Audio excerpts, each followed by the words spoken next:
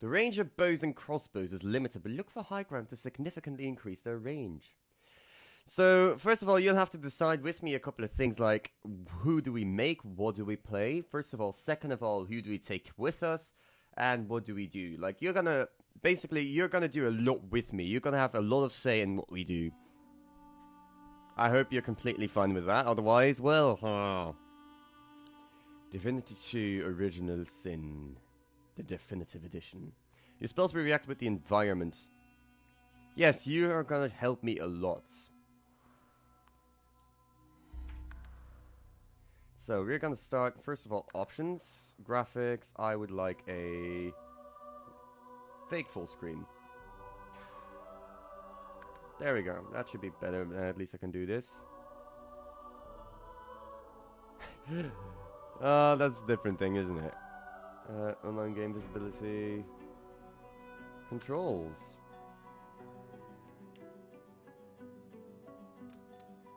I just hope it also lets me do WASD, because this is a Belgian company, so it would be weird if they didn't allow for us to do different things on WASD. Okay. First of all, what mode do we go? Let's go with a classic adventure, I'd say. A classic role-playing experience, you're cunning, resourceful, and prepared for the perils that await. What do you guys think? Story mode? Explorer mode, tactician mode, or classic mode?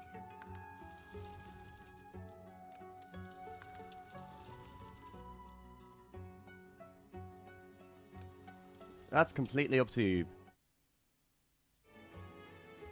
This is voice acted. I think for the majority of it, voice acted.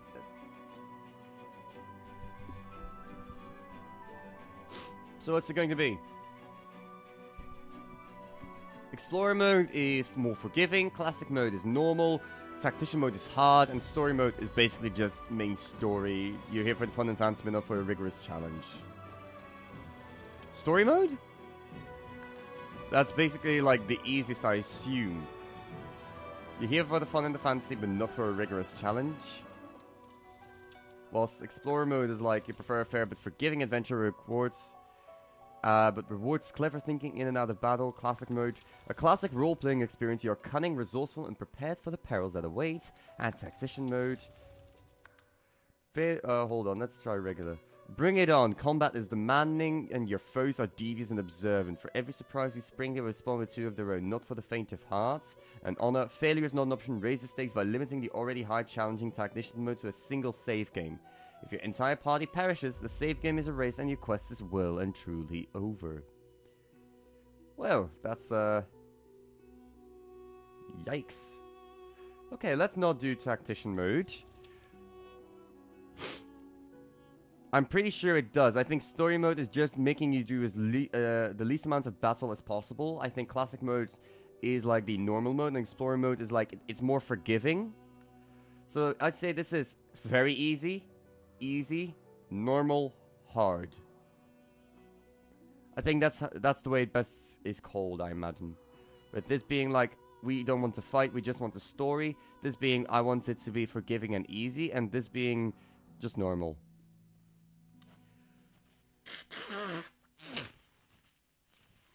I think that's the way it is, at least. Okay. Yes, you can have... I think story mode is just for the people who don't like the fighting system and just want to see the story. Well, that's how I imagine it, at least. And we can still make it easier, I assume. Don't underestimate scrolls. Okay, so first of all, we need to choose what we're going to play. Are we going to play an existing character, or are we going to make our own character? For example, first of all, have the Red Prince. You are infamous, a brilliant warrior general exiled from his empire and for cavorting with demons. Fallen from grace, you refuse to give up. The throne will be yours again. Your talents are Dragon's Blaze and Demonic Stare. You are sophisticated and have Spell Song. And you are a battle mage, but you can always change that, of course. You can become a cleric, a conjurer, an enchanter, a fighter, an inquisitor, a knight, a metamorph, a ranger, a rogue, a shadowblade, a wayfarer, a witch, or a wizard. But first, let's decide whether we're going to play an existing character who already has lore, who has his own. Let's listen to his origin story.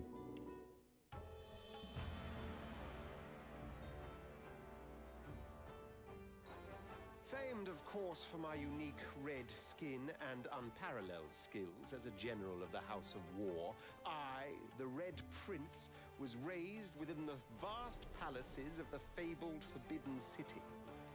I was destined to become the next emperor. But my ambitions suffered a bit of a setback when I fell from grace for cavorting with demons. Now, I'm exiled and hunted by assassins. But I assure you, I remain undaunted and as determined as ever to claim my rightful throne. This is the Red Prince, one of the existing characters already. Now, welcome, Sibyl. A slave no longer, you still bear the living scar your master used to dominate you.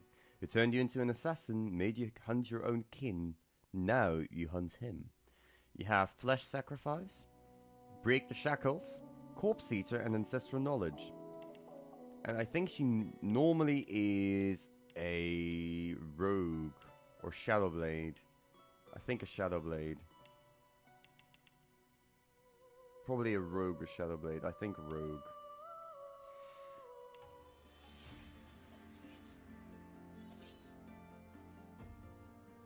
I used to be a slave, kept under the thumb of the master, the bastard that made me hunt down my own kin. How did he do that, you ask? With the living scar you see on my cheek, this horror that takes no more than a song sung by Master Dearest to control my very thoughts. But now the tables have turned.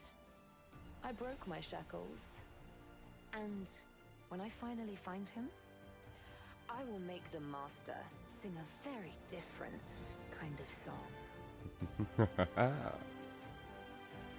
As you see, she is not that happy with her master. Okay, next up we have Ifan Ben Mezd. He is normally a wayfarer. A crusader in Lucian's army, you lost your faith as war claimed countless innocents. Now you're a lone wolf mercenary. Your mission? Kill Lucian's son. He's got courage, summon Ivan's soul wolf, ingenious and thrifty. Listen to his origin story.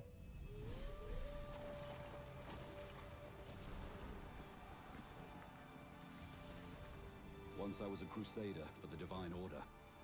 I pledged my life to Lucian the Divine. The war changed everything. He sent me to save the elves I grew up amongst. I arrived too late. Lucian ordered the use of death fog against the Black Ring, annihilating everyone I once knew in the process. Now I'm a mercenary killer, one of the infamous lone wolves. And my next target is none other than Lucian's own son. Ifan Ben Mezd. Now, next on the list we have Beast. Beast, if I'm not mistaken, is a not a fighter. He was not a knight either. Is he a knight? I don't know what he was. Conjurer. Probably a knight. Your failed rebellion against the Queen nearly destroyed you, so you began a new life on the high seas. Now your old enemy is back. If you don't stop her, no one will. He's got petrifying touch, blinding squall, sturdy and dwarven guile.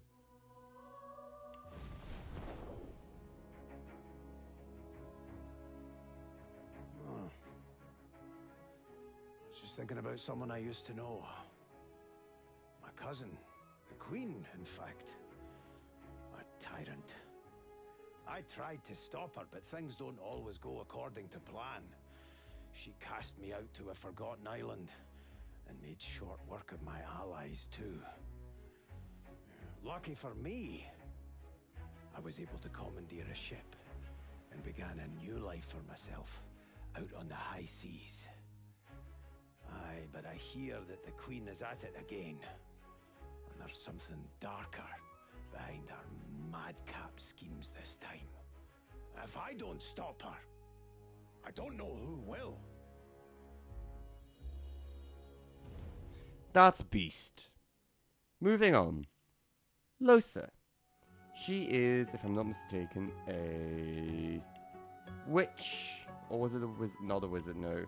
I think she was a witch. Or a conjurer, no. Most likely a witch. You're a musician, performer, star, and host to all manner of disembodied visitor. Now one dark voice has silenced them all and aims to claim your body for itself. In courage and maddening song, and her talents are ingenious and thrifty.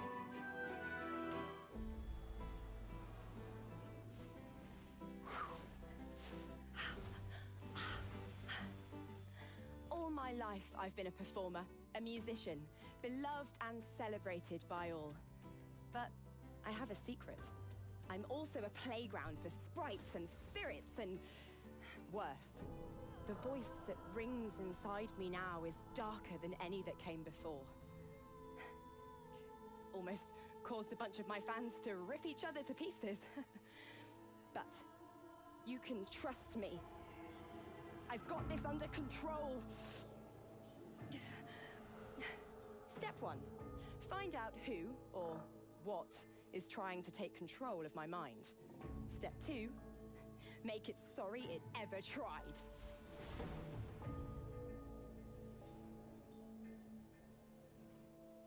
There you have it, Losa.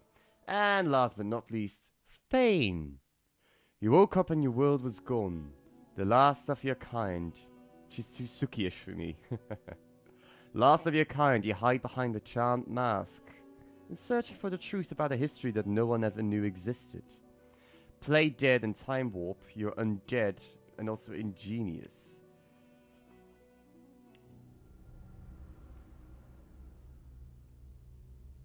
Oh, don't stare.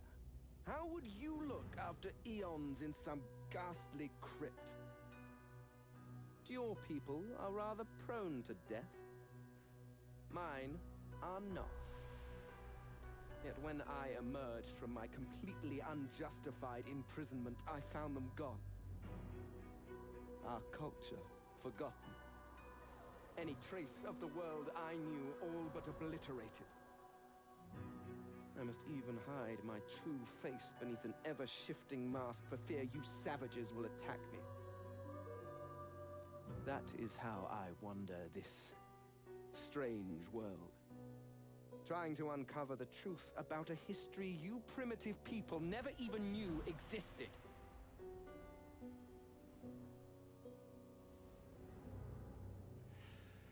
That is Fane. Now, you can also play characters that are not pre-existing in the game. For example, you can be a custom dwarf. Between haves and have-nots alike, dwarves are fiercely nationalistic. Even the poorest dwarf would die for their dwindling kingdom, but not all would die for the queen.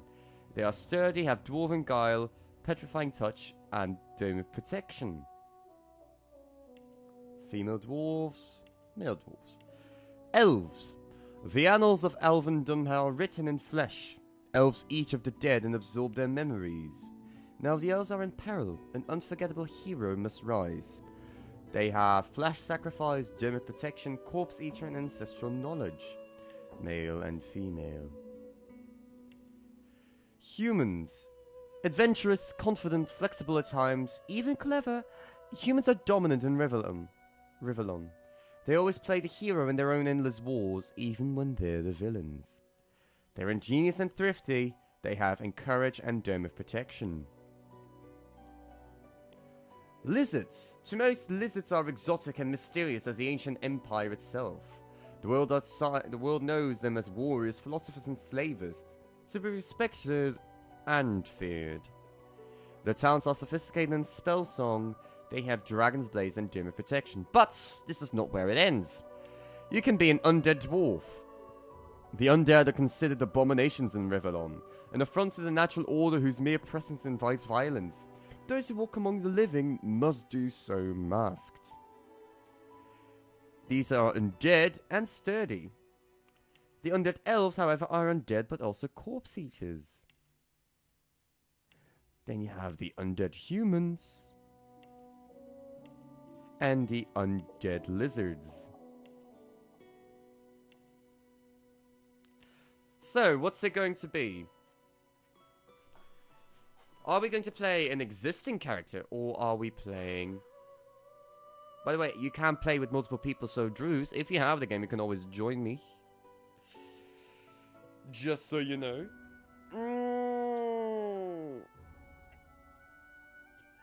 So what's it going to be, my friends?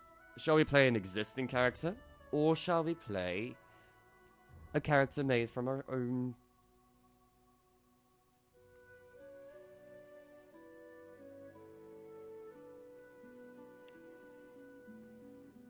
Sibyl? Ifan Ben Mezd?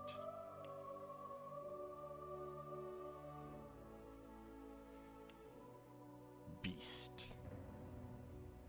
I do think an existing tune offers more story. That is probably true. There's only one thing I worry about with Fane. It becomes a little bit harder because you always have to be masked, hiding yourself. Conjurer. Okay, what do you want to be? A knight? Well, we can do that later, sort of. Hey, Darksel, how you doing, buddy? How's your day been so far? So, Fane. You can be a knight, a metamorph, which changes appearances.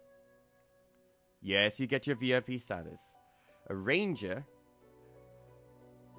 a rogue, a shadow blade, a wayfarer, a witch, a wizard, a battle mage, a cleric, a conjurer, enchanter. I'm okay. I'm doing fine. Or an inquisitor. Fane Necro's the way to go. Hello, I hate karma. Necro, you mean like basically in talents make up your own thing? Or in tags, you mean?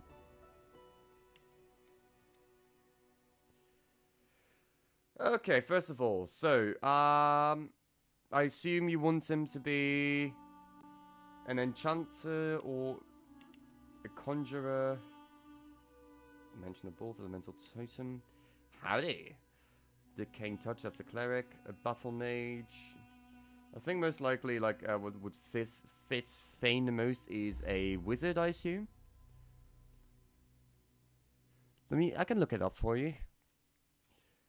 Divinity 2. Original classes.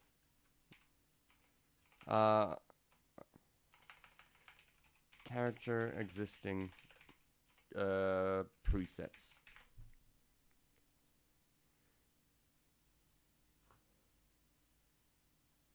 Yeah, you can killing time at work. Okay, I guess I'll go with a wizard for now. Appearance, antiquated, marrow, decomposed, or sunbaked. I think I'm rather happy with ivory. Snow is pretty nice. What do you guys think? I like a skull to be at least a little bit white, so how about antiquated or snow? Do you want him a little bit, like, dimming down already? Already showing a little bit of age, or do you want him to have a fresh white skull?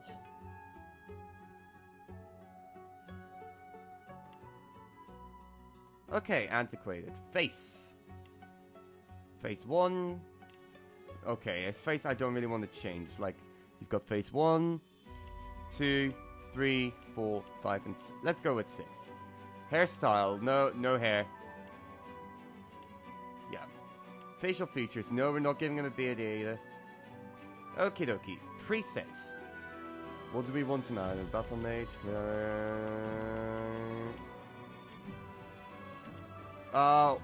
Yes, okay, so... Necromancer.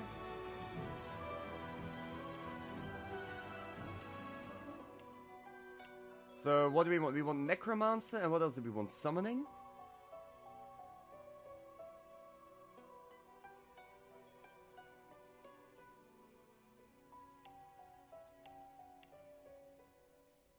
We probably want Lore Master. Necromancer, was it Feign Necro is the way to go? Are you just going both into Necromancer? Okay, so let me go over it. Warfare. Warfare increases all physical damage you deal. Next level, Huntsman. Huntsman increases damage bonus when attacking from high ground. Scoundrel increases movement speed and boosts your critical modifier. Pyronetic increases all fire damage you deal. Hydrosophist increases all water damage you deal and any vitality, healing, or magic armor restoration that you cause. And Aerithurge increases all air damage you deal. Geomancer increases all poison and earth damage you deal and any physical armor restoration you cause. Necromancer heals you whenever you deal damage directly to vitality. And Summoning increases vitality, damage, physical armor, and magic armor of your summons and totems. So what do you guys want? I heard someone wants a Necromancer. So if you want to presets, let's see if there's anyone. It's got Pyronetic and a Witch has Necromancer, Scoundrel, and Persuasion. Wayfarer, Shadowblade, Rogue. I don't think there's anybody else. The Inquisitor has Necromancy, but also Warfare. The Conjurer has Summoning and Lore Master. Hydrosophist and Necromancer for a Cleric. Battle Mage, Okay, so what's it going to be? I need to hear your input as well. First of all, we need these abilities. Necromancer. That's Scoundrel, Movement Speed, no. Retribution, Leadership. Leadership grants dodging and resistance bonuses to all allies in an 8-meter radius. Perseverance, and restores magic armor after you recover from frozen or stunned, and restores physical armor after knocked down or petrified. Retribution reflects received damage to your attack. You can start Wisdom and respec into Necro later. I could do that. Wizards. Anything else we want to change? Because I have started things yet. I have started in the past. Kama, I assume you've played it. Would you mind being my guide in this then? Lore Master. I don't know. Lore Master, Personality, Restoration, Lucky Charm. Yes, of course I change every little tiny thing again. I thought you knew me by now. Talents. Far Out Man. Increase the range of skills and scrolls by 2 meters. Does not affect melee. I kind of want something else. Pet Pal. Do we want to talk to animals? Okay, so talents. Here we go. Far Out Man increases the range of skills and scrolls. Ambidextrous. Reduce the cost of using grenades and scrolls by 1 AP when your offhand is free. Error recovery. Comeback kits.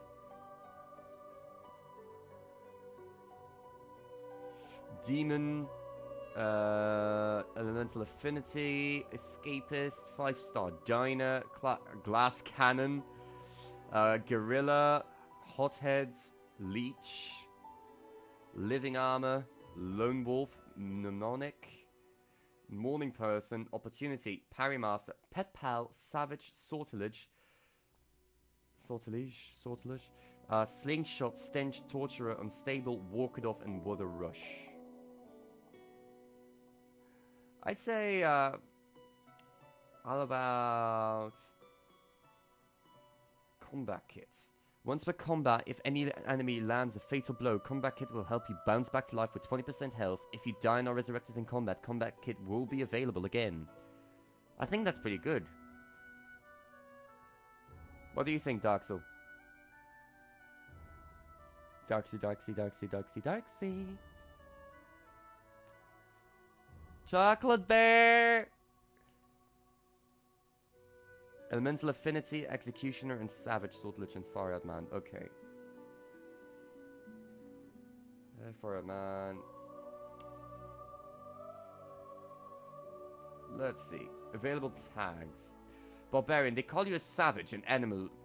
They don't know what it's like to need to fight tooth and claw just to survive. You do. Jester, quick with a quip, and swift of the song. You are an entertainer above all. You can disarm the public with your ballady tales and mesmerize them with midnight frights. Mystic. Cracks in reality lead you to other times and places. Some of the void, some of the gods. Your vision is not quite your own, but you can make use of it. Noble, born to riches and luxury, you have an aristocratic bearing, eloquent speech, and the finest manners. Outlaw, back alleys and rooftops know well the treads of your boots. You've got friends in low places and enemies to match. A scholar, intelligent, curious, your appetite for learning far exceeds your taste for bloodshed. Books and scrolls are your dearest possessions. Soldier, trained in order, obedience, and warfare, you know the difference between a Lachin and a lieutenant. Okay, I'm fine with these. And instruments, I like a cello. Banzuri and tambura and oud. I like a cello. Okay, are we ready, kids?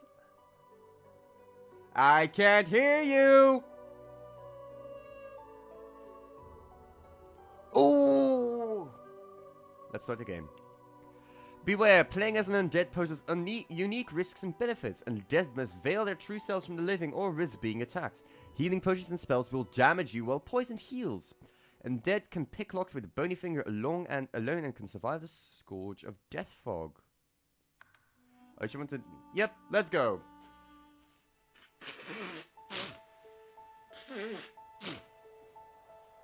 Larian Studios.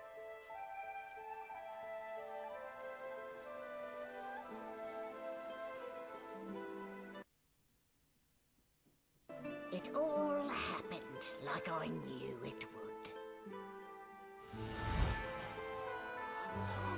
A single drop of source magic. And, like flies to honey, the monsters swarmed. The rebel panicked. The carnage began. And the magisters pointed their fingers at me. Just as I'd planned. I was shackled and collared, and sent to Fort Joy.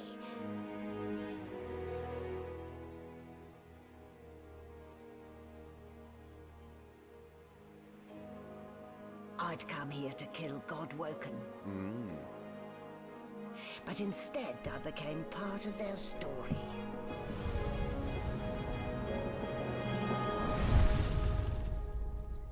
Definitive Edition. Well, as interesting as that is, your spells will react with the environment, so use your surroundings to your advantage. The steam cloud can be turned into a static cloud by using electricity on it. Static clouds can electrify your enemies. Okay, 5 new skills gained. 5 new recipes learned. So, still a bit groggy, are we? Don't worry, the sedative will wear off soon enough. Easy now, no need to hurry. Get your bearings and report to me upstairs. Okay, you're so nice to me. Hi, that's me. Well now, aren't you a curious sight? If I'd had a mask to hide my bones as well as yours, maybe I'd still be walking around today. Where'd you get it? There can't be many curios like that in the world. Boast that you crafted it yourself using a tool to rip the faces from mortal creatures. Tell the skull to mind its own business. You're not here to chat with human detritus. Look at the skull inquisitively. Is it normal for human remains to talk? I like this. Tell the skull to mind its own business. No, you're here to be collared and shipped like a beast in a cage. Any other pile of bones and they'd suspect. But you, not even your yowl gives you away. I've never heard such silken tones from a naked skull.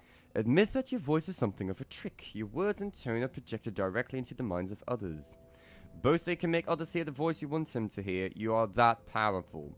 Ask the talking cranium if it knows what's happening on the ship. Ask the talking cranium... How much do you think I get out? All All I know is there are more like you. Well, not quite like you. Okay. But sorcerers collared on this tub, all heading to Fort Joy. Beyond that, your guess is as good as mine. Still, you'd best keep that mask on. The living don't take kindly to seeing their future staring back at them. And now you are silent. If only all humans were so thoughtful. By the way, do you want to appear as a human, as a lizard, as an elf, or a dwarf? We can choose how we wish to appear to them. Ignition, searing daggers, and fossil strike. Time warp, small poison bottle to heal. Play dead. Oh look, I am dead. I am dead. Oh, wow, I'm really like a puppet. Okay, so what else do we have here? How crude. I've seen more intricate design in a butcher's slab. Let's lie down for a moment. I've seen more intricate design. Oh, what do we have here? Slab. Nothing. Dwarf or elf?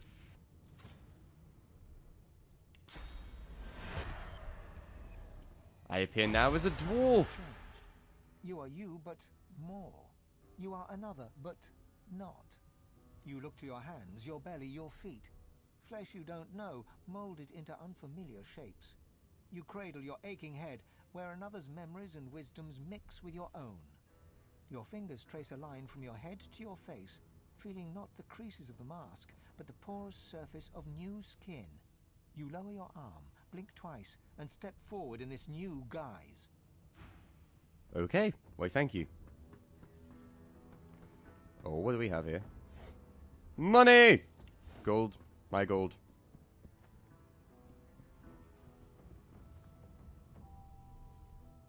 Do we want to leave tutorial deck? I have played it before, but I'm... Understood.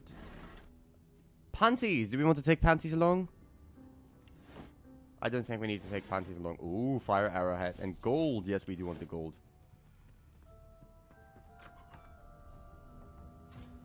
Can't reach.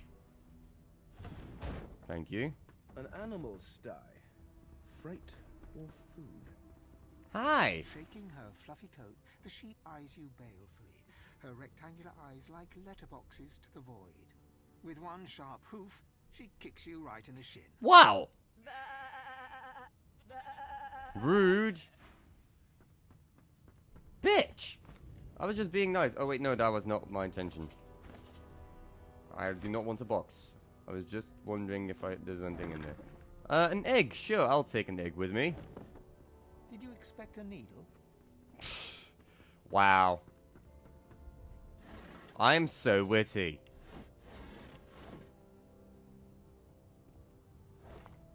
Leather scraps. It's different from what I used to, like. The beginning used to be different. Oh yes, definitely. Buckets. Don't we just love buckets? Pick lock. Because I am undead, I can pick locks. This lock can be picked. Are you for real? Fuck you. So where are we going? So I assume we have to go up here now instead of like before. So this is the tutorial deck. Good to know. I'll need to get clever with this lock. Pick lock.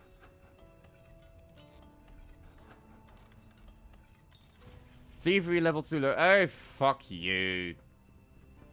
And whatever you stand for. Fine, let's go up. Oh, read a note on the table. Right.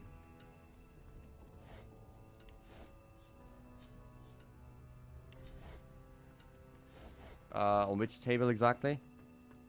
And hello, ex-Lord Locust X. How you doing, my friend? I assume on that table over there.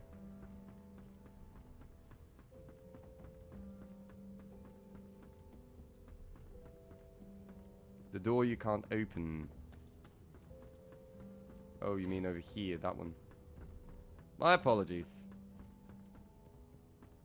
Moving on, moving on.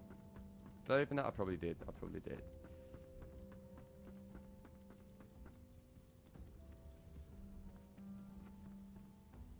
I'm gonna walk like this for a moment to see if I can see more. Yes, yes, locked, I know.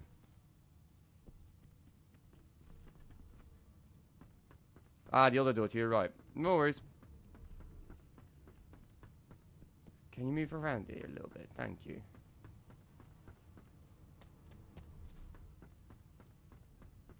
There's like, normally there's not a little bit of delay, but like just a tiny bit.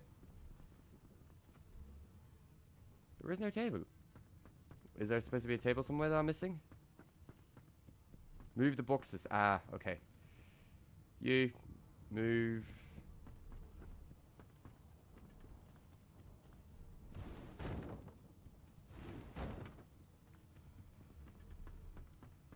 Ah, here. I see. Thank you.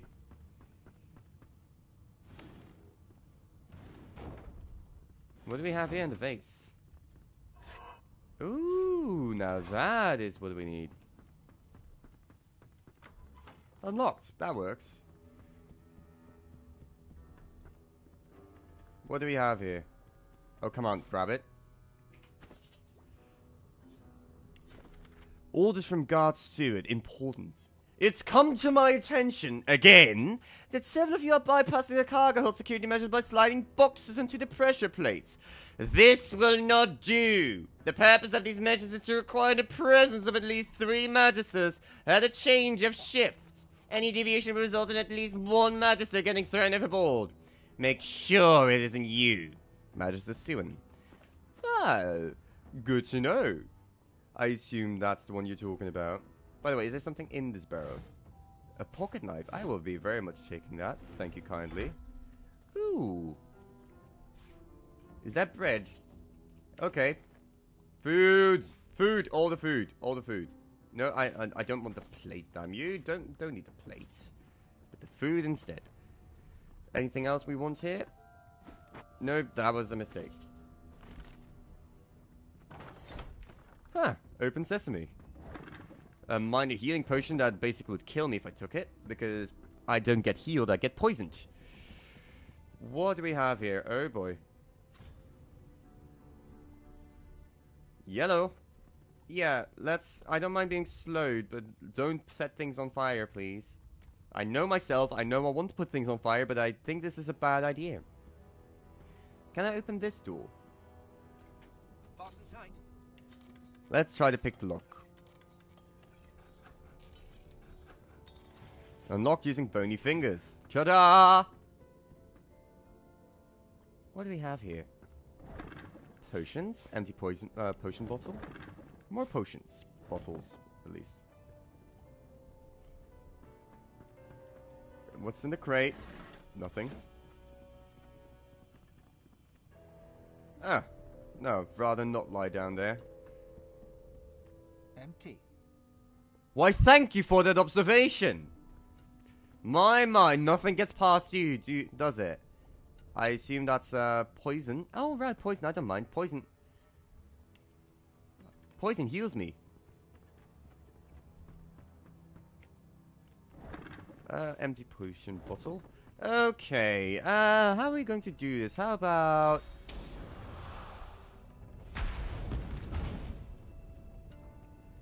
Well, that worked. Explicitly. We should probably wait till things are a little bit, you know... not burning. Thank you, thank you. Good thing I needn't worry about splinters. What is this? Oh, come on.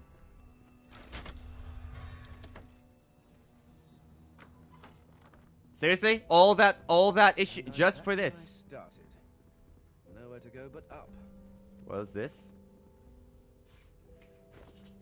Oh, a deck of cards. I'm happy with a deck of cards. Yeah, sure. What? Another deck of cards. Yay. Ooh, what do we have here? Hold on, hold on, hold on. First of all... Oh, come on. Grab the damn thing! Grab it. That is another healing potion item, assume. Aw, nice bed. Can I take it along with me? That would be great. Okay, back over here. What do we have? Ooh, lockpicks. Thank you. Not that I really need them, considering, you know.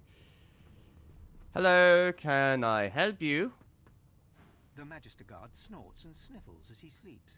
You're almost impressed that one man can make such a phlegmy racket. Whisper to the guard. Shout at the guard. Boop the guard's nose. Oh, can I please boop the guard's nose? Guys, please, let me boop the guard's nose. I want to boop his nose. So badly. So badly. Oh, gods be good. Is my shift over? You here to relieve me? Continue. Wait, you're no Magister. You're a sorcerer. What are you doing here, filthy dwarf? Choose your words carefully. My fists ache to meet a new face. Tell the truth. You're snooping around. What's he going to do about it? Wits persuasion. Salute him and say Superior sent you. He's report to the upper deck. Constitution persuasion. Tell him you heard yelling coming from above. He needs to get up there.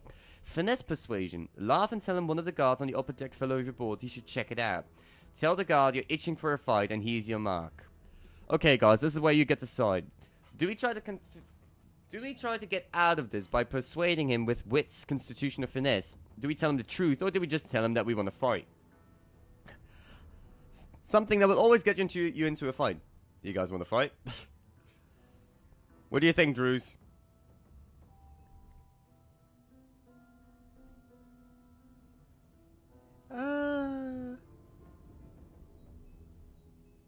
I assume that my wits are higher than my constitution or finesse. Wits persuasion. Persuasion failure, your persuasion 0, needed 1, continue. Clever story. I almost fell for it.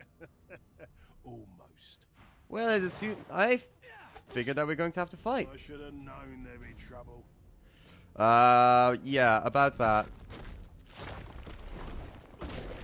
Get wrecked, bitch.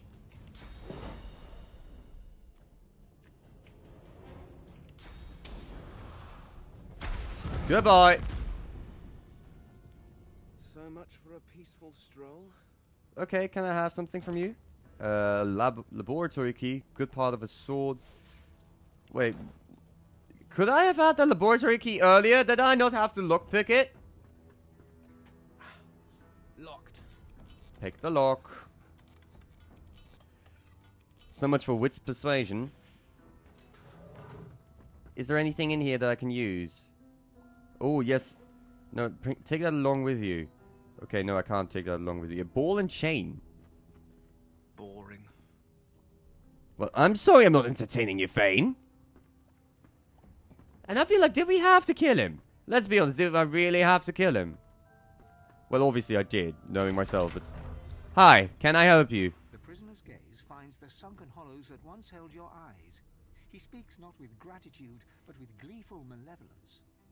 Ah, freedom tastes better than wine. And I can set you free in return. Say your prayers while you've breath to speak them, lad. The halls await. Why does everybody hate me? I don't see why I'm so hated.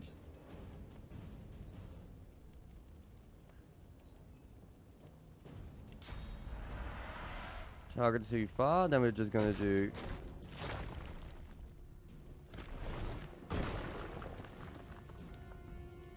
And ignite.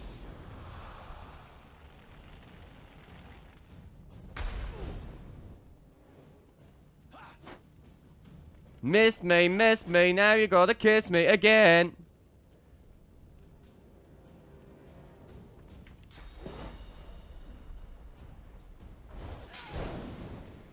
See, why do people hate me? By killing me.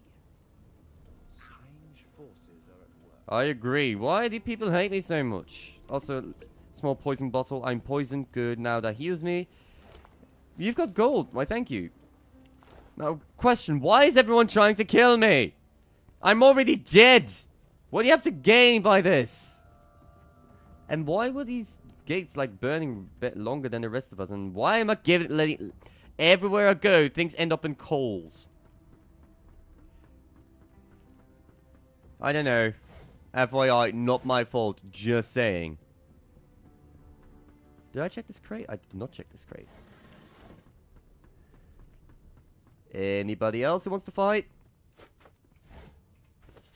What did I pick up? A bucket with water. I'm gonna keep this bucket with water. This might come in handy. Alright, up we go.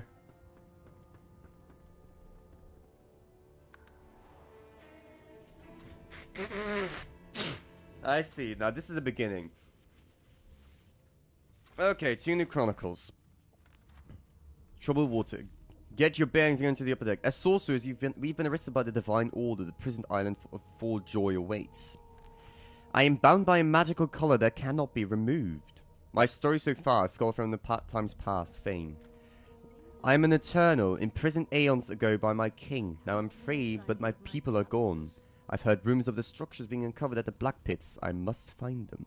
Chapter 1, The Merryweather.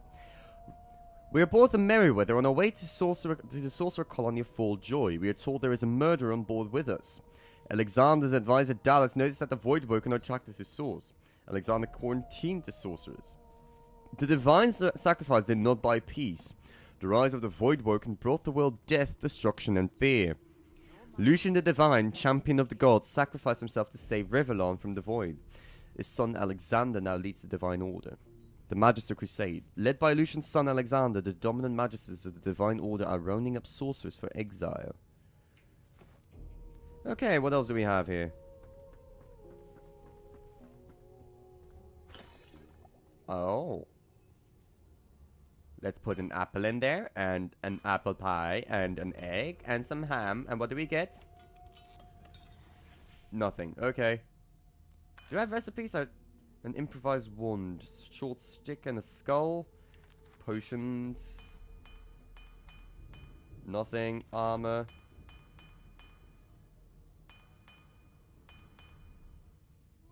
Ripped off human face and source orb. Good to know. And grimoire, rain scroll. Okay, there's nothing we can make. Oh, what did I just pick up? A laboratory stuff. Yeah, never mind. Anti-potion bottles. Small poison bottle.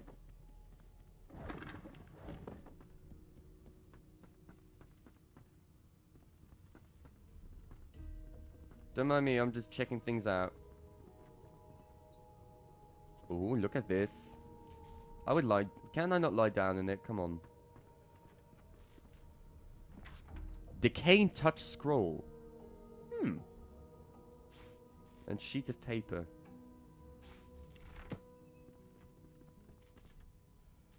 And barrel for an extra gold. Okay, that was all I assume.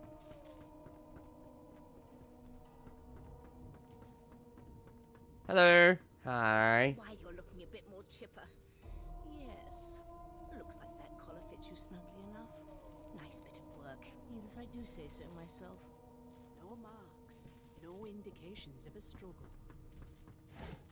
Ooh, tongs. There you are. Not too tight, I hope. The collar, I mean. Oh, not to worry. Every dog has to get used to its leash. Raw mutton. Sheet of paper.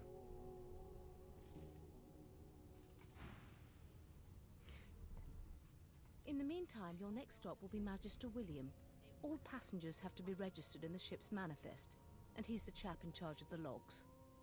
You'll find him on the other side of this deck, in the officers' quarters. Mentioned that there was a little accident in the cargo deck and that the prisoner's dead. Lean in and whisper that the Magister below deck suffered a fatal encounter. You pull out at the thing around your neck futilely, demand to know why she collared you. Muse that by the room's shape you can tell you're on a Lucian-class frigate, but why? Say you had a long black dream about a ship sailing the river of the dead, but you're not dead, are you? It's mentioned there was a little accident in the cargo deck. I think I like that. Is he? Oh well. Some problems simply sort themselves, don't they? Lean in and whisper that the Magister below deck suffered a fatal encounter. She frowns and peers at you closely, concern clearly etched upon her face. Delusions such as these are rare, but not unheard of. I recommend a cup of mulled wine and another night's sleep. Just take it easy.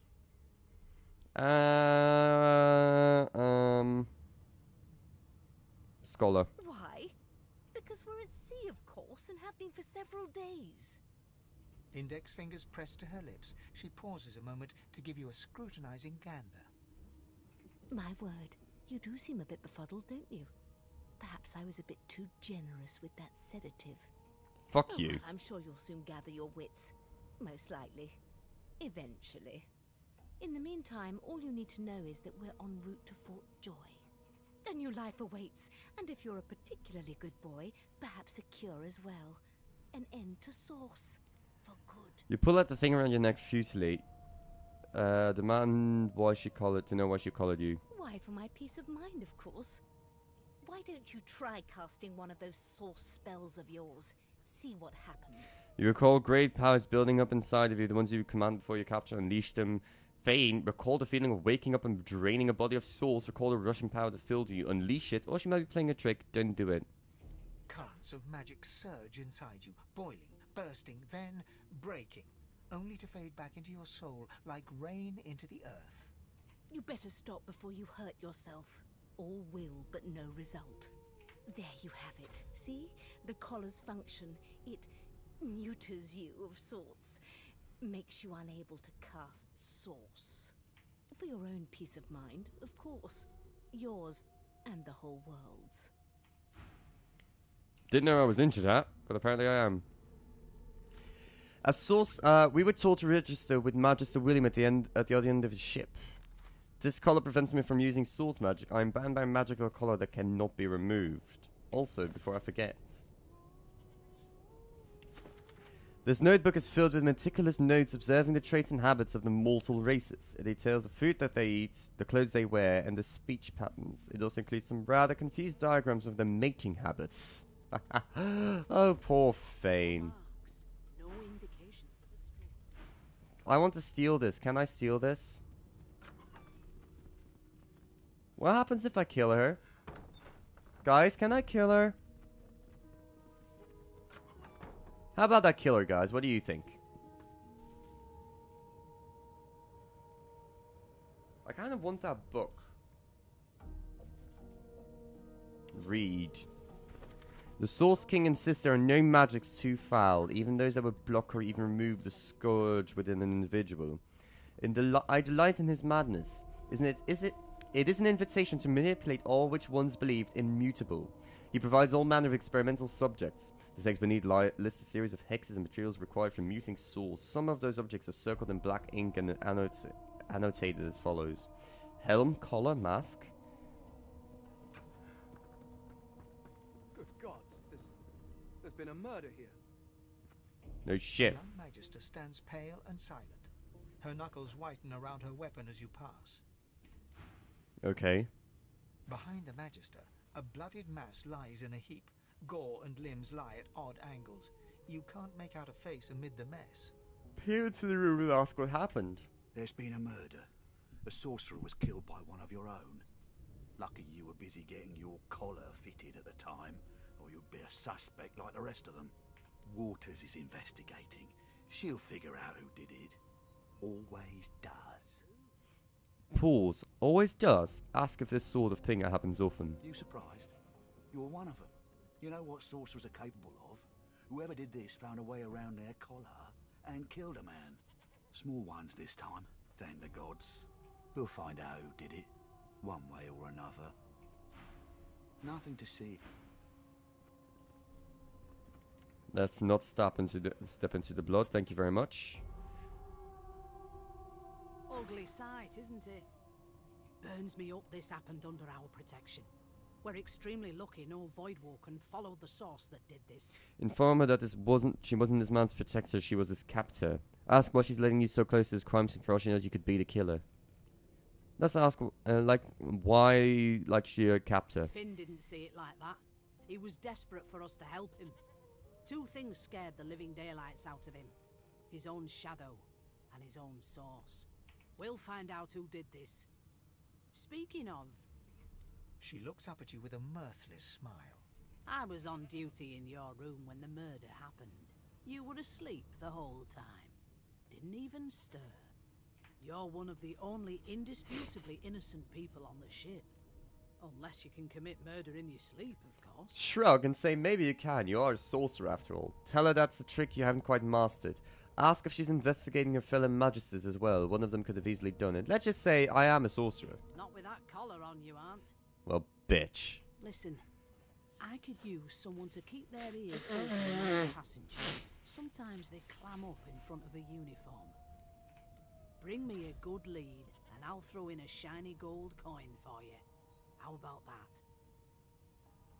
Nod and say you let her know if you hear anything interesting. Say that you're no snitch. Laugh and she really thinks you'd help the Magister, someone who's keeping you on the lock and key. Tell her your price is considerably higher than that. Let's just laugh. Think about it. It's one of you who got killed, not one of us. We want to find who did it and bring them to justice. Who's your real enemy here? You fuckers. You let me know if you hear anything. Whoever did this is dangerous.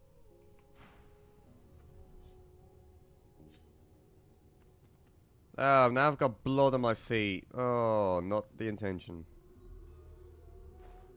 Is there anything else I want here?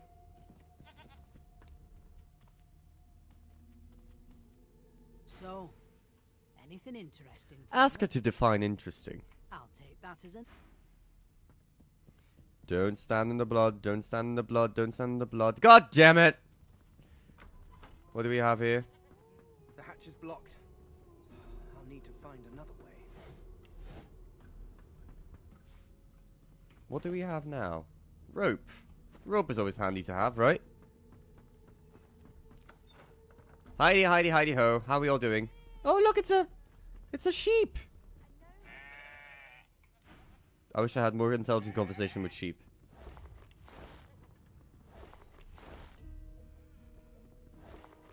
Ooh, a log. And a bedroll. Hello, yes, I would like this bedroll very much, please. Thank you.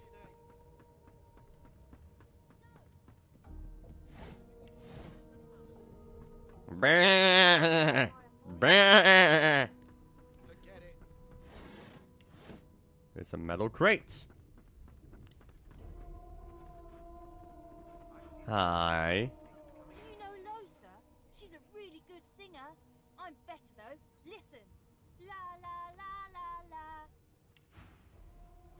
He's got a fish, guys. He's got a fish. I want the fish.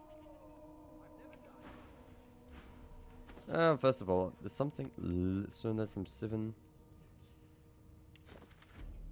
1218 AD, Lucian and the Black Ring. In this treatise, Cranley the Scribe goes to great lengths to document the genesis of the Black Ring as best he can.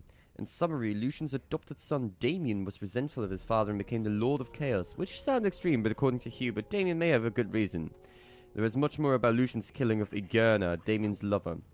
Damien's banner attracted a cabal of outcast deviants, dark wizards, and various other tainted and tarnished individuals. The cabal became an army fighting for the void.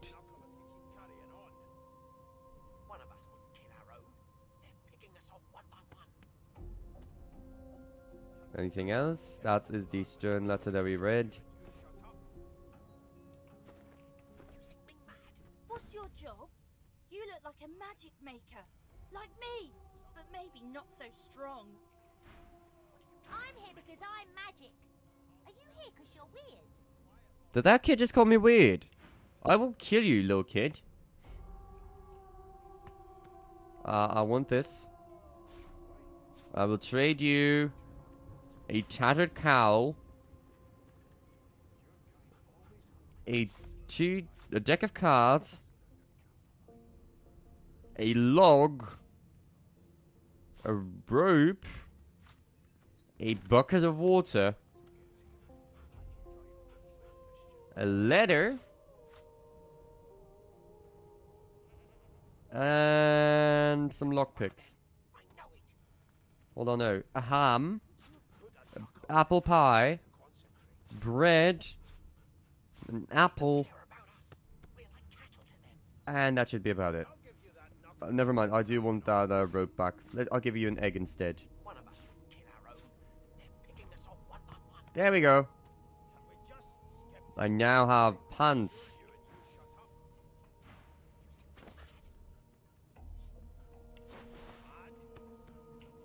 Yay!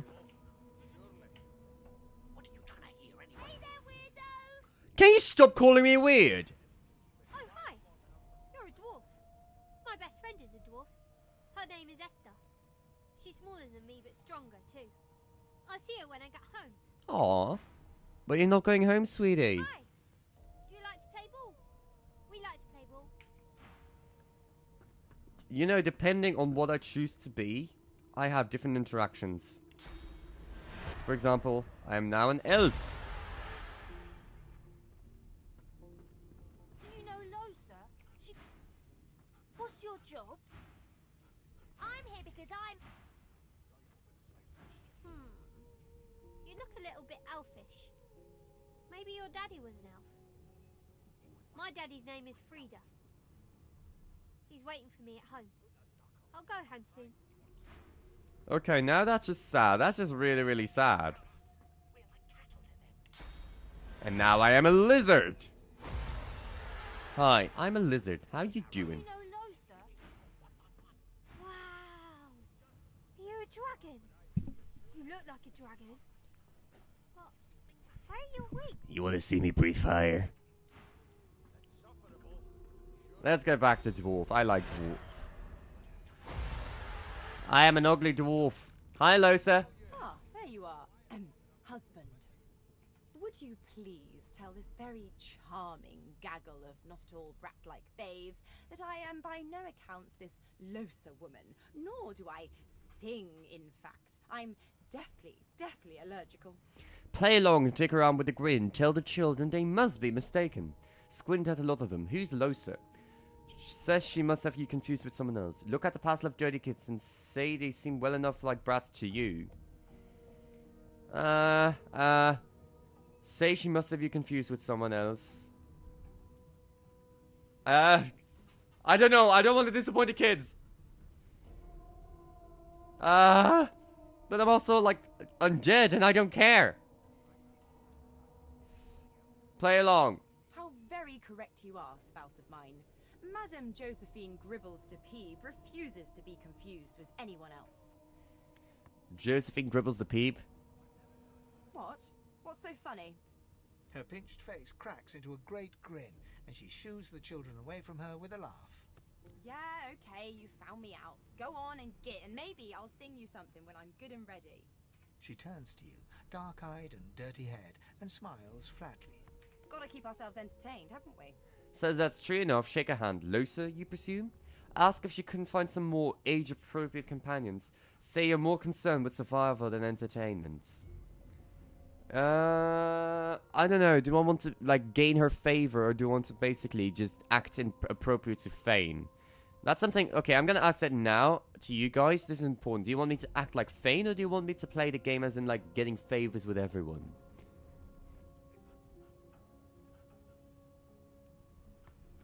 Because I know how Fane would react, and also know what she wants me to react.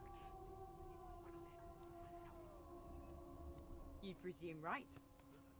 Ask if she knows anything about the murder that happened on board. Tell her she ought to have a look around with you. You can watch each other's backs. Let's just ask something about the murder. Trying not to find anything out either. Ignorance is bliss. The utterer, the better. Tell her she ought to have a look around with you, each other's backs. But I already belong to an elite and exclusive ship gang. We play ball every day after lunch. You're too soft for it. You take care, though. Suddenly, her eyes cloud to an unnatural black. Greyish veins run down her face, and her mouth tightens into a cruel sneer. As quickly as they came, the clouds clear. She smiles as though no change came over her. Good luck, Chief.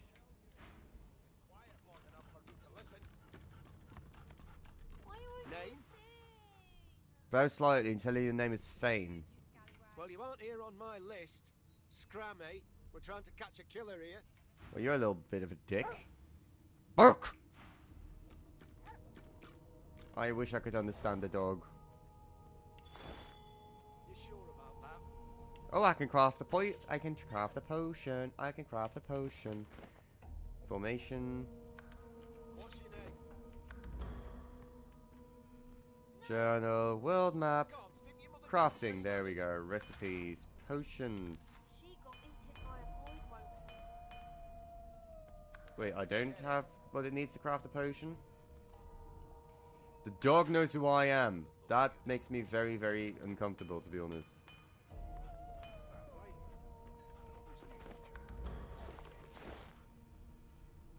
Your kind always hung closest to our divine, like wolves around a campfire. Oh, bedrolls. Should we take extra bedrolls with us for our companions later on? We'll hang you right over the side of the ship with it.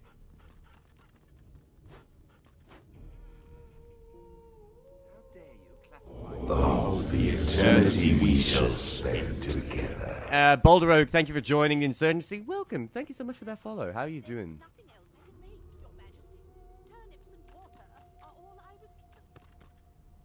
Unacceptable. I've never Stay away from the Magisters, brother. They killed that fellow back there. They'll hide the evidence well enough, but I know it all the same. They know. We must be careful. We must be very careful. They're gonna find out. They're everywhere now, the Magisters. In my hometown, you can't throw a shoe without hitting one. We're not safe from them. Not anywhere. They're everywhere! A broad dwarf sits totally upright on the bench, eyes closed, palms face up on his knees. His beard is a cascade of meticulous plaits, each one braided through with golden medallions. Oh. He raises an eyebrow as you approach, but doesn't open his eyes. Listen up, boy. You hear that? Boy, telling me all to think twice before addressing you like a child. Ask what you're meant to be hearing. Wave his request away and ask him what he knows about a murder on board. Boy! He turns his head toward you, looking you up and down, and smiles before turning his attention to the ship once more. You look like a boy to me. I will kill you. Listen if you're interested, or get gone if you aren't. Ask if what you're meant to be hearing. Ship, of course. Quiet and listen to the sounds of the ship. A wave of sound washes over you. The unintelligible chatter of your shipmates, the groaning of wood from floor to ceiling, the boom, crash and crackle of waves around you, complaints from the sea itself. And? Tell him the ship is mourning like a sick man. Say the sea sounds angry, like it's trying to capsize the ship. Remark that your shipmates are as chatty as gulls you can barely hear over the dim. Tell him you don't hear anything unusual. Tell him the ship is mourning like a sick man. Sick as a leper's cat. From the state of it, I'd say she's being cared for by a bunch of beardless babes who never loved anyone but their own mums. But there's more. Listen close. Close your eyes and try to let the ambient sounds on the ship fade away. There now, just like that. Squeeze! Oh, that poor narrator. His eyes snap open as his countenance breaks into an expression of joy. One great paw claps you on the back. The other catches you before you lose your footing. There. You heard it, didn't you? I knew it. I knew it. Aye, this is good news, boy. Good news. No, you heard it. What's it supposed to be? It's the wheel. The wheel. Don't you see, you beautiful idiot? Squeaks whenever the helmsman jerks it clockwise, which means we're heading east. Burn my beard. That means if we've been travelling for, yes, only 10.34 nautical miles to Fort Joy. That's quite so excited by reaching Fort Joy, you haven't heard anything good about the place. Nobody must be a practiced sailor. Ask what the figure means to him. Tell him he shouldn't talk about such a such a magnificent beard. Ah, so you've eyes as well as ears, eh? You'll go far, mate, even here. Nobody must be a practiced sailor. Captain, actually. And that figure tells me we're getting close to the Joy. Close to what lies beyond it, too. The dwarf leans back from the table and strokes his beard, gold medallions jingling merrily. His eyes roll over to you. That'll be all. Thank you kindly, boy. Cock an eyebrow if he's hatching an escape plan you want in. Say nothing, but look over him over once before leaving. You may want to find him again in Fort Joy. Inside, yeah. If you'll be pardoned. Unacceptable. I've never dined on anything less than a dozen course dinner, and I don't intend to do An elf sits tucked away in a dark spot, lazily rolling dice onto the surface of a barrel. They sound like the dry cackling of an old witch. Snake eyes. She chuckles. I bet that's just what they'll look like. Wonder what she's doing. Rolling dice. Deciding fates. Frowned. Whose fate is she deciding? Laughed. Can she read the future in cow entrails as well? She eyes you quite seriously. Not the future, no, but I can read the past in flesh. One of the perks of being an elf, you see. I'm quite good at it, too. I could lick your arm and tell you how you spent the night before last. Shall I? What shall we do, boys? Shall we extend our arms just to let you figure out we're an undead? Or shall we decline? You don't know where the tongue has been. It seems like a bit of a risk. I know what's going to happen, but I'm not going to say a thing. It's up to you, Drews. Da-da-da-dum. She gives your arm a vigorous stroke of the tongue, efficient like a cat grooming. You were in a cellar with other sorcerers, watching, staring at them, hoping that none would stare back. You were thinking of flesh, or to be rather more precise, the pleasures of the flesh, those that have eluded you for so long. Stare at the ground, embarrassed, yet quite forgotten about that. Admit wide-eyed that's exactly right. Snap at her. She doesn't know what in the seven hell she's talking about. She pats you on the shoulder consolingly. There, no need to be a sourpuss. You don't have to worry, darling. Your secret's safe with me. I don't lick and tell. Ask whose fate the dice of hers are deciding. Don't worry, honey. It isn't yours. She looks you up and down with the merest hint of a coy smile on her lips. I'm undead, you moron. I'm undead, you goddamn moron. Okay, I'm going to do this for just for a moment. The woman keeps rolling her dice. She pays you no... Fine.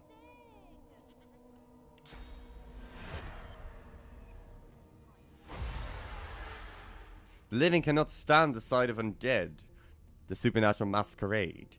To avoid triggering panic on the hostility of where you go, be sure to keep your head, torso and legs covered. You can do so in your equipment panel. Well, everything should be covered.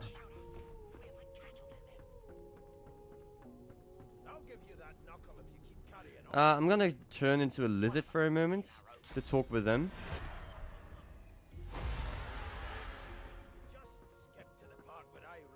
Namia. Forgive me, kin. Were that I had more than gruel to serve, if I'd more than cornmeal and rotting roots, I'd concoct something more fitting. Meanwhile, the Magisters feast on honeyed meat behind this very wall. The indignity. Our customs mean less than nothing as long as these collars choke us, kin. Well, well. What have we here? A fresh face in this stale hell. You won't like him, Drews. Let's size you up, shall we? See if you'll do. The lizard looks you up and down, like a farmer would a fetching horse. All of a sudden, he grips you firmly by the chin, with the intent of inspecting your teeth. Humor him, let's see where this leads. Mumble through clenched jaws, what on earth is he doing? The nerve, slap away his hand, hard.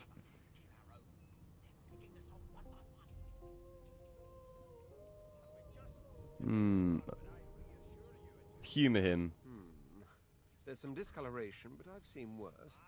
After all, one can't expect to find prime merchandise on a squalid little ship like this. Continue. Now then, to business. You will answer me 3 questions. The first one is this. Can you cook? Nord, telling me you're quite a wizard in the kitchen, a true chef. Laughing so you can hardly tell a turkey from a turnip. Faint, tell him it's been an eternity since you've tried. Undead, say you can, but that your sense of taste isn't what it used to be. Let's go with tell him it's been an eternity since you've tried. In which case, I take it your cuisine is limited to the introduction of eggs to hot water. How disappointing. On to the second question. Can you knit, weave? In short, tailor? Most certainly. Tell him given a sheet of satin you can make a bum look like a baron. Stick a thumb through one of the holes in your garb and say these provide cool in summer. Yes, I can tell from your vagabond chic, a bag is as good as a shirt kind of style. I shouldn't be getting my hopes up. On then to my final query. Have you the ability to administer the upkeep of one's personal appearance? The delicate art of cosmetics is what I'm after. Say, most certainly have personal pride. You're no stranger to combs, powders, and perfumes. Rubbing your chin, telling me you're trying to recall the last time you bathed. What month is this? Ha! Just as I thought. That explains what's besieging my nostrils. So, 3 questions asked, 3 questions answered. Let's evaluate, shall we? As per your own testimony, you have the taste buds of a dung beetle, the fashion sense of a monkey in a clown suit, and your personal hygiene reminds one of a carcass rotting in the sun. That won't do at all, see? I'm sad to say I must deny you the opportunity to be my slave. Ever so sorry. Assume a sad face and tell me you're mightily disappointed. Stare at him blankly. He was looking for you to be his what now? Telling me you're half a mind to punch him in the face. Oh, I'm so mightily disappointed. I know, but you just don't have what it takes. A good slave's made of sterner stuff, I'm afraid. Still, hone your skills, and one day you may just qualify for a position in a lesser household than mine. You keep dreaming, you hear? I swear to God, I hate you so much, and you have no idea how much I hate you. No, please don't come begging me. I told you. You can't be my slave. Got this. I spent my life singing for my slaves to bring me my supper. Finer fare than boiled roots and rotten tubers, too. Meanwhile, the Magisters feast. Would you put a knuckle in it? I'm trying to concentrate. I'm busy watching for clues, sorcerer. Go take your sub-story somewhere else. Wow, you're so nice. That knuckle if you keep carrying on. One of us wouldn't kill our own. They're picking us off one by one. One by one, I tell you. One by one. Can we just skip to the part where I reassure you and you shut up? You think me mad? Mad? No. Insufferable? Surely. I'll tell you if you can keep it quiet. A scruffy man lounges against the wall with scarred arms folded. A sly smile playing on his face, he stares across at the Magister guarding him. Noticing you, he straightens and beckons for you to come closer. Watch your back, new fish. There's a murderer on board, and I'd bet 3 months' pay it's this tramp Ifan. Ifan. Rolling his eyes at the Magister's warning, the man named Ifan beckons again. Move closer to him. He leans in and adjusts your collar with a sharp tug, balancing its weight so it no longer presses unpleasantly on your neck. He winks. Pinches less that way, right? Hocking a phlegmy gobbet in your general direction, the sullen Magister settles back to his task of glowering at Ifan. And now, you. Ask Ifan why the Magister suspects him of murder. We used to know each other, more's the pity. I was his commander many, many, many moons ago. Isn't that right, Vic? Standing far back from Ifan, the tight-faced Magister draws one finger across his throat in an elaborate fashion, but says nothing. Ifan grins, flashing pointed white teeth. Same as he was at 14 years old. Only difference is somebody gave him a bigger sword, and now he's Johnny Big Pants. Ask Ifan Ask Ifan what he did to find himself at the mercy of a subordinate. Say that you're still curious about the murder. Did he do it? Ask first. Long story. Maybe I'll tell you about it in the joy. Away from interested parties. Ifan performs an elaborate pantomime of keeping quiet, one finger in front of his lips as he leans back against the wall. Okay. Let's open this door, shall we? TV level too low. Well, fuck you too. You'd end up a prison guard, Vic. That right? I always knew you'd turn out rotten, Ben Mest. Your kind always hung closest to our divine, like wolves around a campfire. Well, you've got this wolf on a leash now. Soon as the Inquisitor gets here, we'll hang you right over the side of this ship. What did we find? You read. This gem contains no checks, instead sketches of dragons fill every page. The artist is hardly talented, but clearly enthusiastic. Oh, poison. Murder most foul, and I strongly suspect you know all about it. Do you? Well, perhaps you're absolutely right.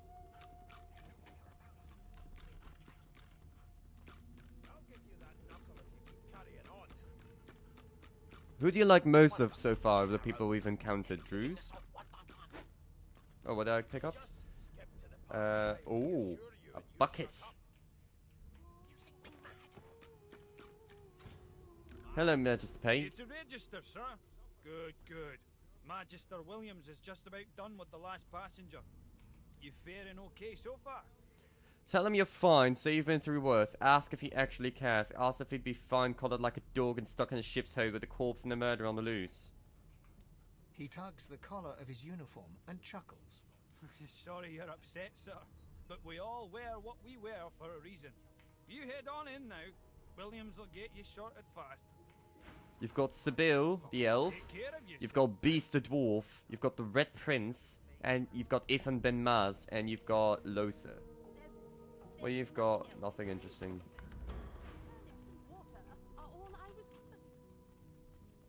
Unacceptable. I've never dined on anything less than a dozen-course dinner, and I don't intend to do away with the custom. There has been a murder. Requisition saucer holds pumpkin seed flour, 1 crate sunflower, 1 crate turnips, 3 crates cabbage, 1 crate human ale, a half crate. Yeah, we had that one. Requisition saucer holds. Isn't that the same thing?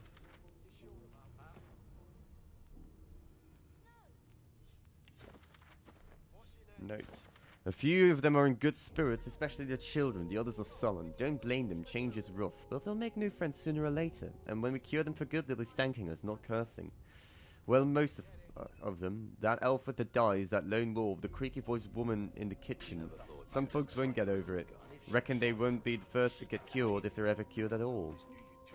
You seem on edge, officer. What on earth is the matter? Your kind always heard of one spell. I strongly suspect you know all about it. Do you? Cheese bread. Perhaps you're absolutely right. Ooh, bottles of wine. More bottles of wine. Rubbish. I'm stealing the silverware. Don't mind me, I'm just stealing everything. Oh, this doesn't really sell. Or this.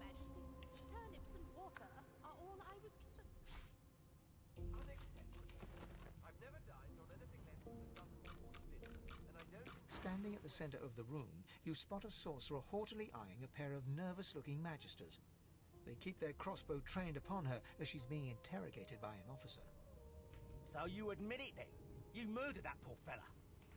Yes, I did. But of course, that was only the beginning. She turns her head and looks you straight in the eye. There are others whose lives must end. Good God, the woman's mad. You there, sorcerer, go and fetch Magister Siwan. We need to do more than collar this maniac. We need to shackle her, hands and feet. Say yes, sir, and turn to leave. This murderer must be brought to justice. This made a perfect opportunity to create a mutiny. Tell the woman to stand by her. Address the sorcerer and ask her what she meant by there are others whose lives must end. It means your journey draws to a close. Do stick around for its finale, though, because... She reaches for her collar and simply removes it. Oh, well. I'm just about to create a scene. Subdue her, men, quickly! If she casts source, the Voidwoken will come. They'll end us all. She smiles with wicked satisfaction. Precisely.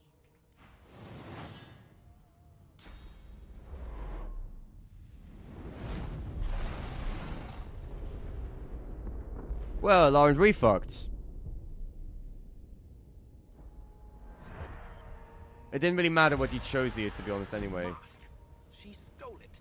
If these savages see me without it, they will have my skull for a goblet. Okay, let's see. Flee the ship. The sorcerer slipped the source collar and triggered a huge explosion. We have to escape. It's not safe. We should arm ourselves. I must retrieve my mask from the witch or craft a new one from source orbs and the ripped-off faces of the dead. Confessing to murder, the sorcerer Wendigo implied that we had something in common with her victim. She triggered an explosion and escaped.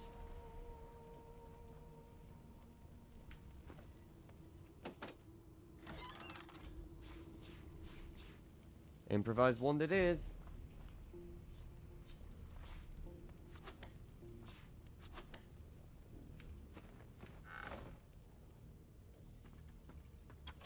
Oh look, our magisters are lying down here. Well, whatever remains of them anyway.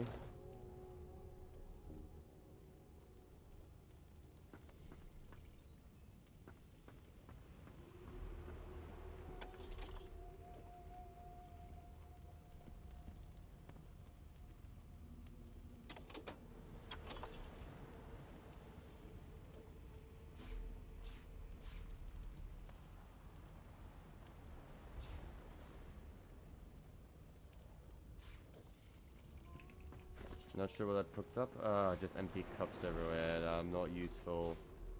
Because they're not worth selling. Oh, can I not change this anymore? Come on, let me change it.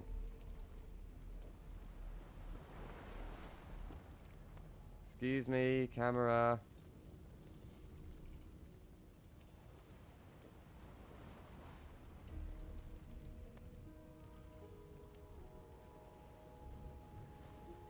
Oh, the camera is fucking me up. Hold on.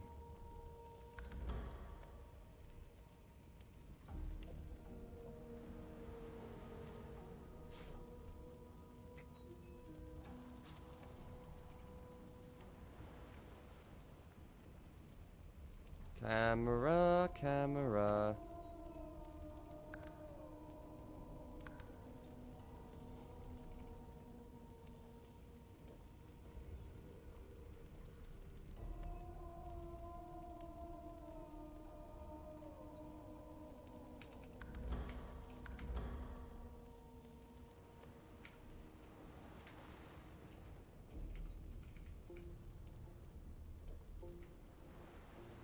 Help me, Drews! I can't change the camera.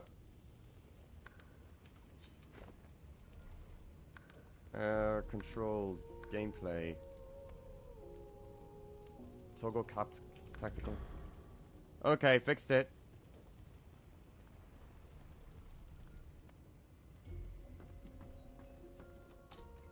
Yeah, we came from there, that's fine. Let's go take a look back, shall we? What happened to everybody else? Oh look! He's also a pile of meat. Oh. Key to stern room. That's nice. Anybody else who's a pile of meat? Oh, he is. A tooth. Yes, I definitely want that tooth because it can sell it. Yikes. He didn't have a good time, did he? Oh no, the source hound! The source hound is dead. Oh well. Okay. Oh, what happened? Must have been the turnips. Slap him in the face. You dare strike a royal? Ooh. The lizard's eyes close as he slips into unconsciousness.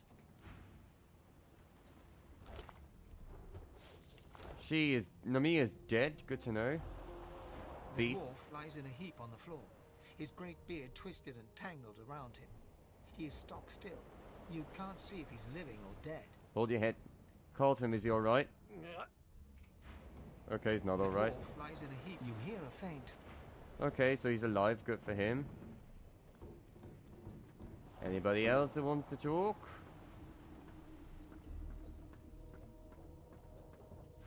The young woman lies in a heap on the floor. She's breathing normally, but her eyes are wide open, like those of a corpse. Dark, greyish-black clouds swirl through them. Carlotta, wake up! She doesn't. Okay, then don't wake up. It's not my responsibility.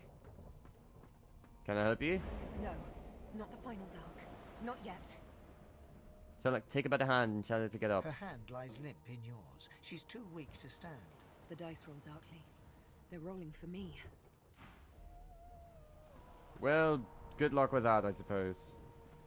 Let's see. Oh, look! The subordinate is dead. Well, that's such a shame. Poor Vic. Oh, he's got mutton. And he's got my bedrolls that I sold to him. Ivan lies motionless, curled on the ground like an animal. Under his shaggy hair, you can see green eyes fluttering as if in a nightmare. A low whine escapes his lips. Shake him. Try and wake him up. His eyes flicker open, but he doesn't register your presence at all. Lucien. Lucien. Ifan cries out. Then his eyes fall closed again. No matter how much you shake him now, he cannot be roused. Well, that's a shame. And that was just exactly my plan, to rouse him. Okay, anybody else who's dead? Oh, wait, what about sheep? No, the sheep is dead! Oh. Oh, wow. A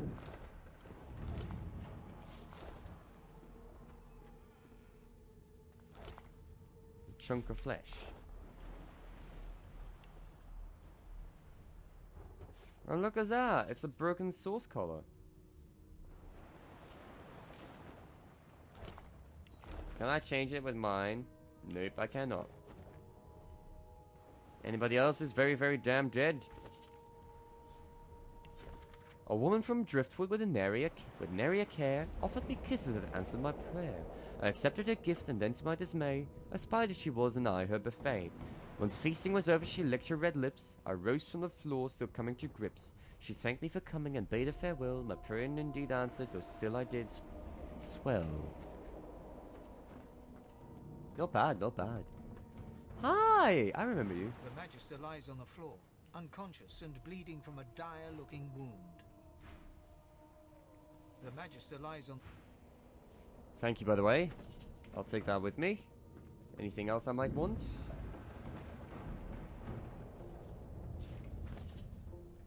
Used to We have too long presumed Source as a virtuous part of civil society, yet we need look no further into the past than the Source King's reign to understand the havoc such magics may wreak. One day another order must follow in the Source Hunter's footsteps. Sorcerers must be muted. The new model of Source Collars provided by Friedman is proving most effective. Anything else? No.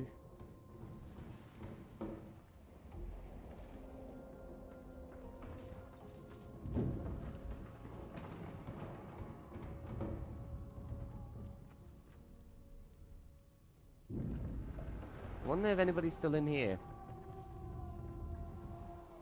I take it no. Everything's burning.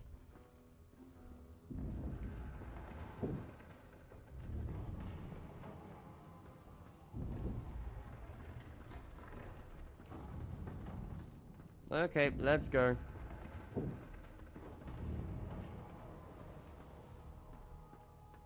The hatch is blocked. I'll need to find another way. The Magister lies on...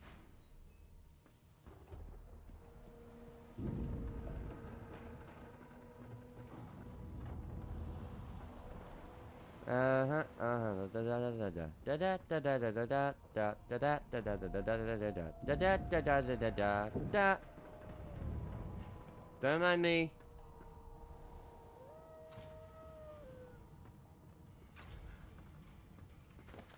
Troubled waters. Confessing to murder. Sorcerer Wendigo and play. Yeah, we have that. We made it to the middle deck. The ship is badly damaged. We have to keep moving. The arms are basically so safe. Oh, the poor doggy. It's gonna die. Should we kill it? I don't know. I feel bad. That doesn't bode well. Onwards and upwards. Not long before this thing snaps into splinters.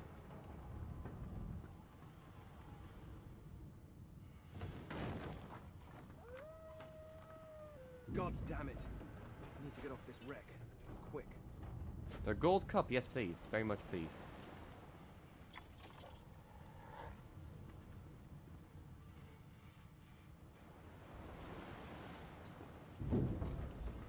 Pick lock.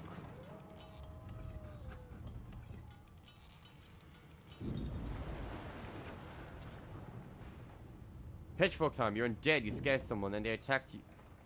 Cover your head, your legs, and your torso, and you find people less hostile. The dead have come attack! Well, could you please at least be less rude about it?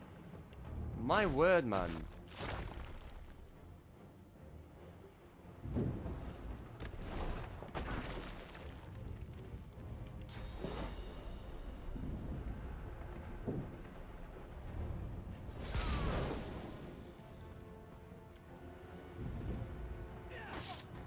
Ow, that's kind of rude. Still kind of rude. Still rude!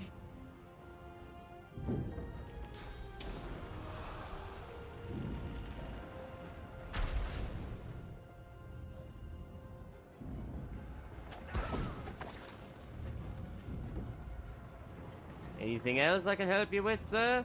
No? Then fuck off! It's kind of rude. Stained shirts. Do I already have such a stained shirt? I am sure I do. No, I've got threadbare garments. Equip. I can put a bucket on my head. There we go, I've got a bucket on my head. And you thought Rivellon was flat?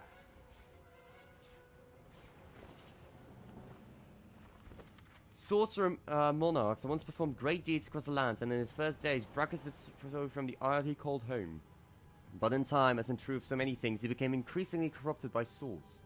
So great was his greed and his fear that he crafted a soul forger with his twin Cassandra. Once the ritual was complete, Brackus turned her into an undead lich so that she, and thus he, might live forever.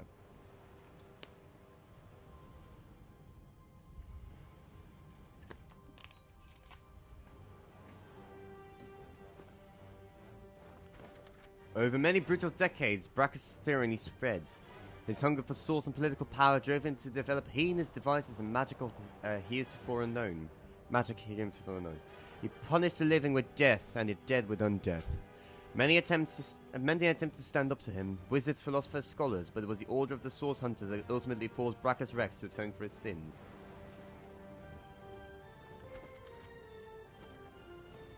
Wasn't there anything else? I thought there was more.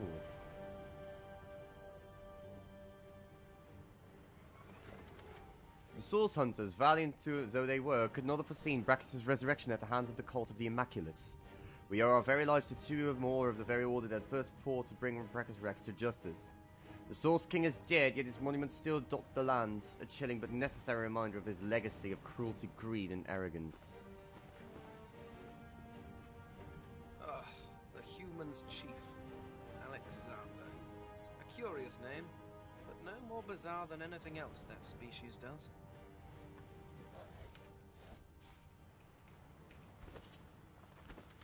This letter contains a set of instructions for transporting sorcerers to a place called the Joy, but someone has inked an angry black line from the top left to the bottom right.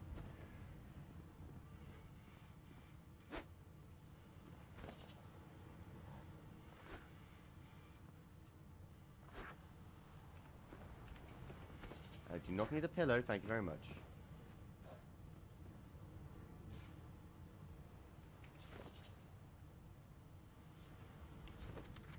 My sweet Stephen, as I write this letter, we near the Isle.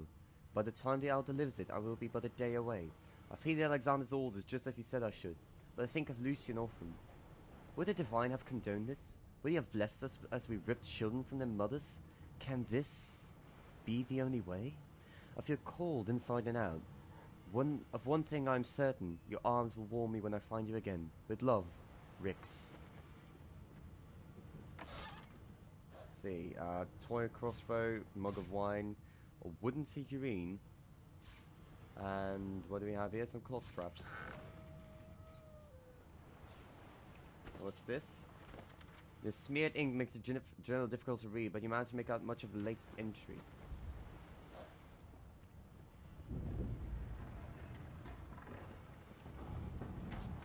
Resurrection scroll, yes please. Oh, for fuck's sake. Oh look, it's a ripped painting. The painting is badly damaged, never mind.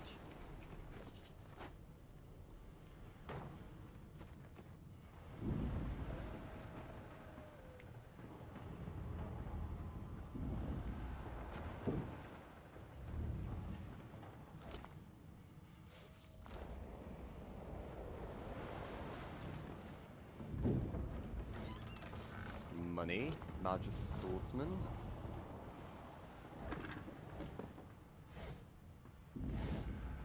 Cooking pot. I'll take it with me.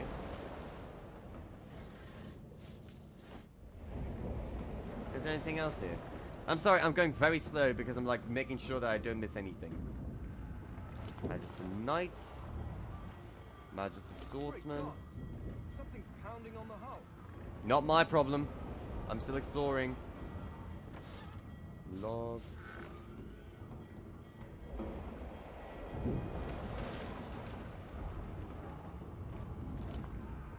A skill mark here, gold, and a note. Murtoff, Deathfog barrels have been locked down in storage. Stay out, you and Riggs both. If anyone starts fooling around down there, it will be lights out. In other words, don't, I assume?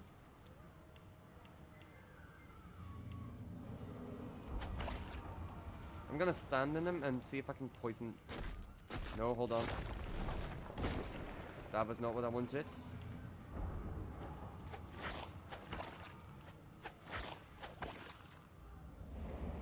Yes, I can stand in and poison myself back up to health.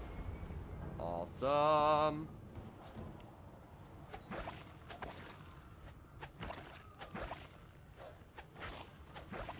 I'm just poisoning myself back up to health.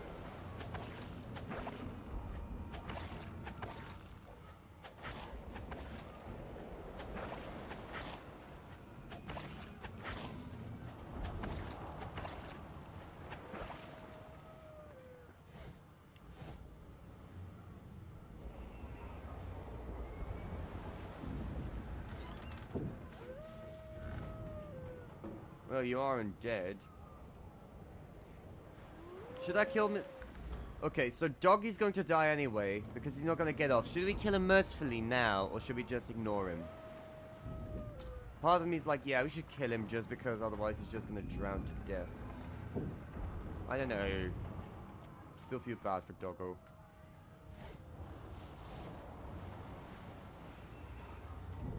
Magister Priest Medwin.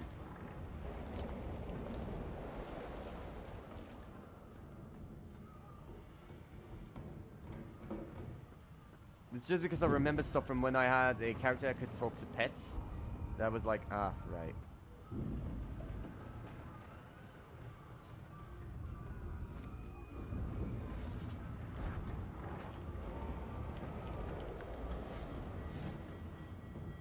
The marking on the door was painted recently, judging from its pungent scent. You recognize the symbol immediately for what it is, a warning of death fog within. You press your palm against the door to open it. Your fingers clack against the wood. I don't think it's swimming is going to be the issue. The touch leaves you numb, dull. Pull open the door. It doesn't budge. Use the key. The door groans open, but an ashen shadow clouds your mind.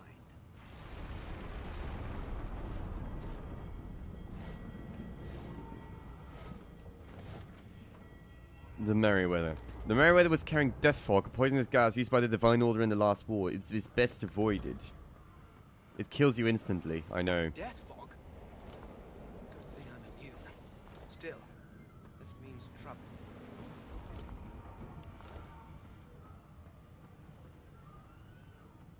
Instant death for the living. Luckily, I'm not part of the living anymore.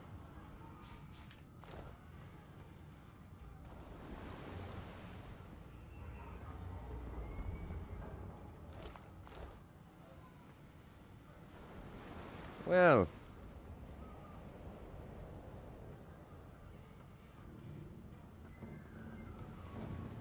Some of you may be asking, Darth, why are you wearing a bucket on your head, for the love of Christ? Well, why not? If you haven't noticed, it gives me 2 physical armor.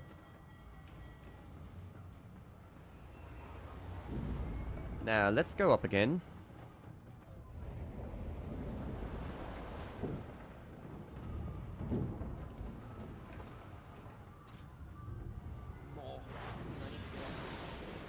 Oh, look! Vicious voidlings. Lovely. First of all, dickhead.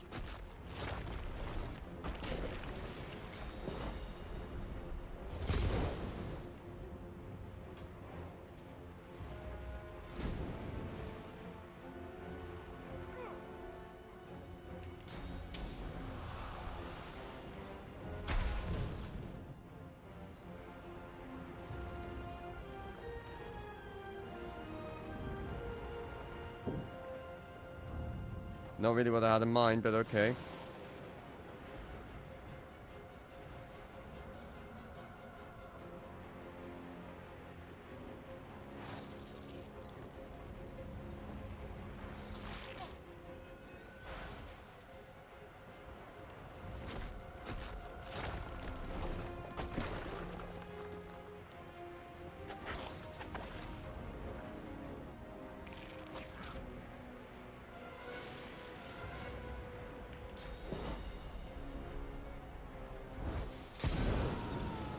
Oh look, guys, I'm dead. I killed myself.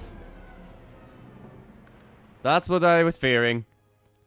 That the healing was not going to go through. Hold on, being pinged.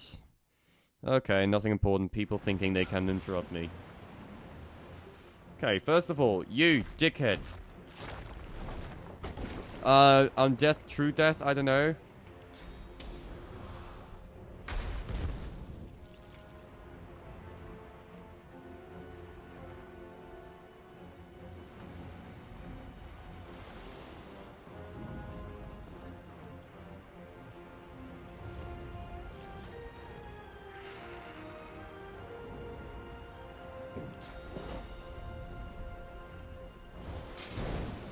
Ta-da! Ta-da!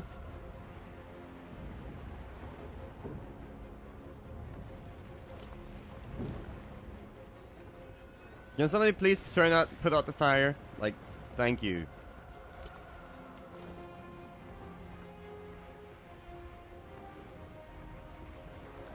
Ooh, fireball scroll, thank you.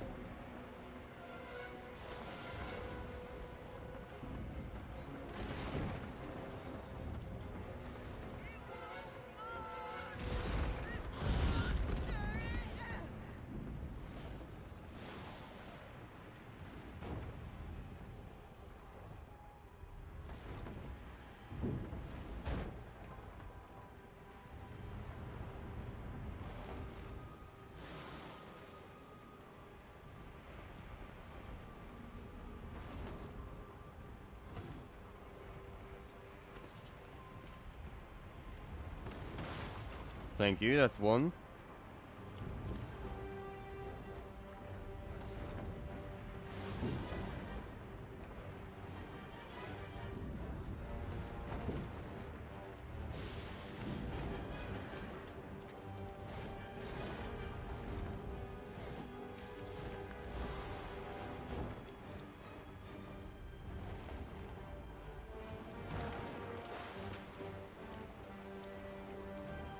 Thank you, thank you, thank you. And what do we have here?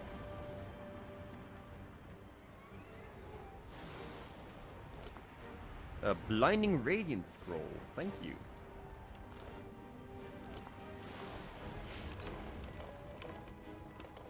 Okay, everybody dead. Everybody dead. Let's go. Yeah, I'm not gonna find a giant monster, just saying. I have no intention of dying to it.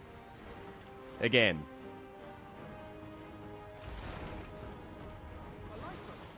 That means there's still a chance.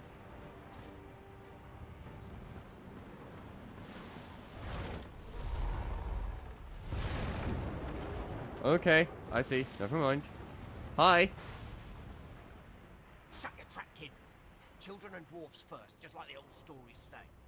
The dwarf yanks at one of the nearby ropes to no avail. You said there were other people down there. We need to help them. You see those tentacles, kid?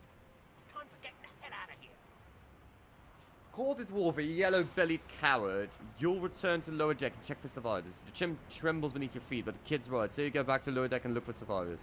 Tell the kid Gil's right. You came back from the lower deck. You're not going back down now. Reach for the release mechanism. Forget the urges one off this bloody ship. What do you think, guys? Yellow-bellied coward. Ugh, I'm already dead. Like, I can't drown.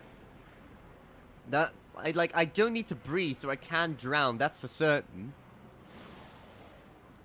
I wonder what happens if I do this. Well, wait, no, I can't release it. Fuck it. Thank you, thank you, thank you! There's a ladder right over there. You can go straight down. You're gonna be the death of us, you hear? Let's see. Attracted by the source, unleashing an explosion, a gigantic void work can attack the ship. Never need someone. Okay, fine. Let's go. Hello. Oh, look, Magister Seaman. The Magister lies on the floor, unconscious and bleeding from a dire-looking wound. If you can walk, get yourself up the ladder. There's a... Wait. Void woke. Let's see. First of all...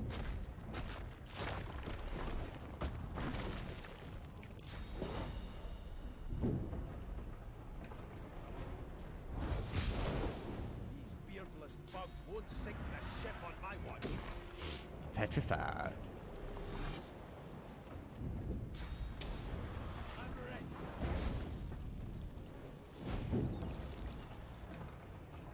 I thought void woken was supposed to be scary. Let the games begin.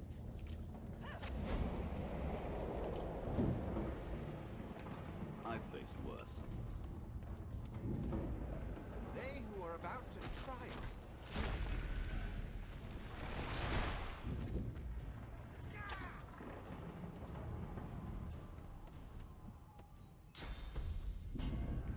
I'll yield to them.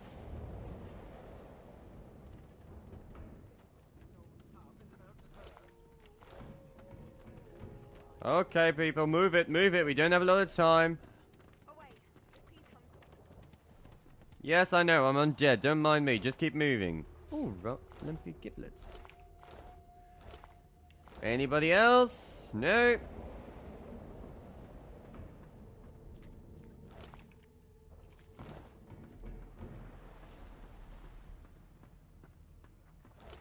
Seems like you're pretty darn dead.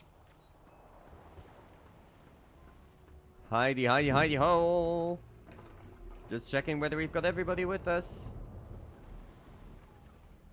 Oh, pumpkin soup. I love pumpkin soup. Let's take it along. I don't necessarily love it, no. I was just lying. Okay, let's go.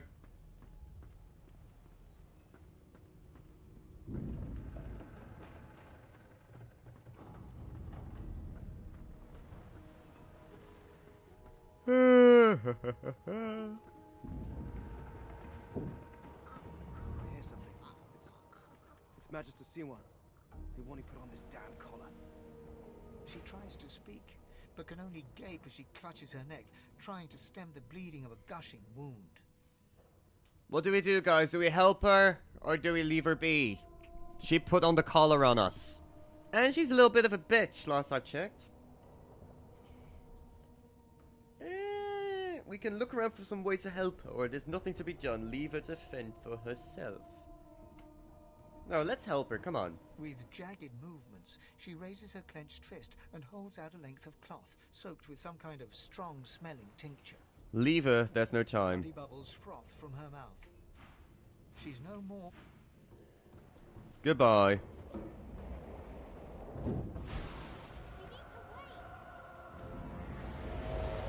Merida sank and all aboard was seemingly lost. No!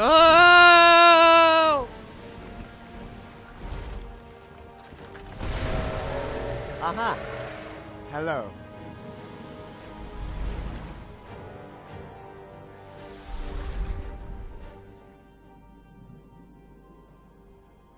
That's fine, I can breathe underwater, don't worry guys.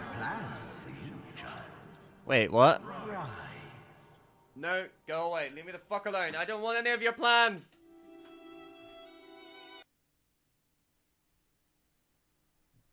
Ship sailing sorcerer prisoners to Fort Joy. We assume some escaped and broke their collars. Their vile magic lured the Voidwoken. All who were aboard are presumed dead. Yours faithfully into eternity, High Judge Orivan.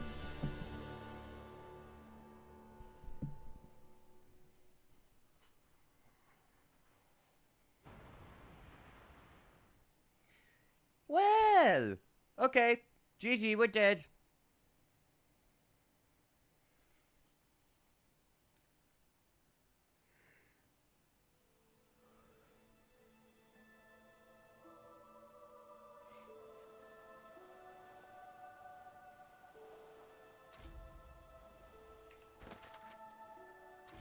The Merryweather sank and all aboard are seemingly lost. Unpleasant.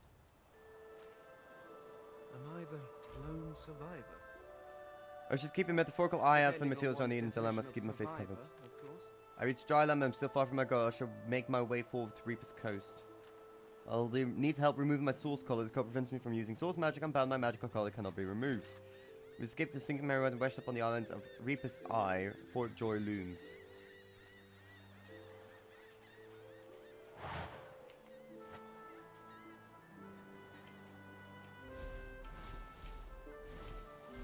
I am a bush.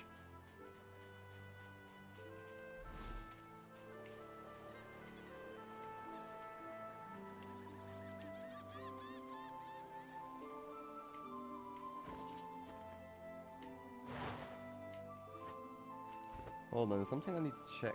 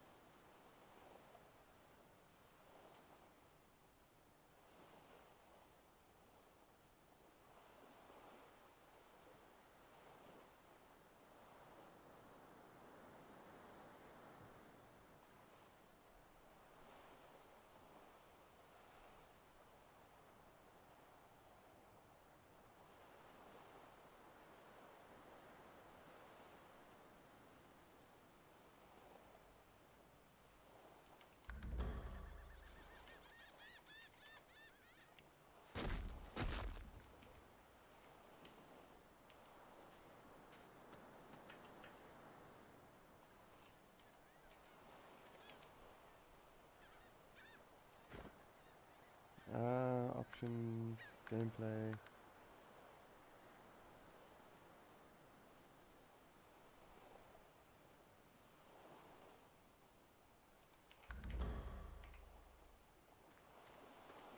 This is Reaper's Isle, and we are to go to Fort Joy, I imagine. Options. Hold on, I'm checking something.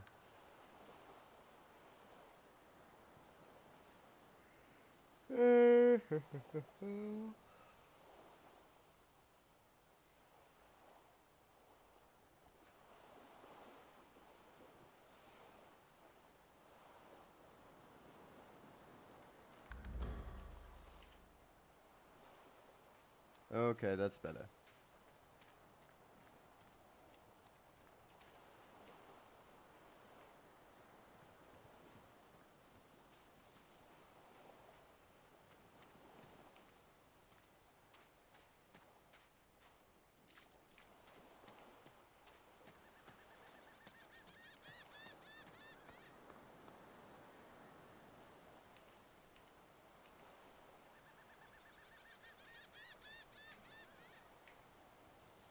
I'm trying to find a way to see. Ah, okay, that's better.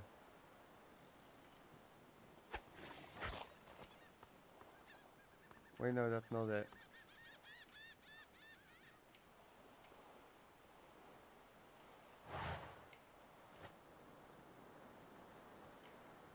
I'm trying to find out, like, how to light up everything else.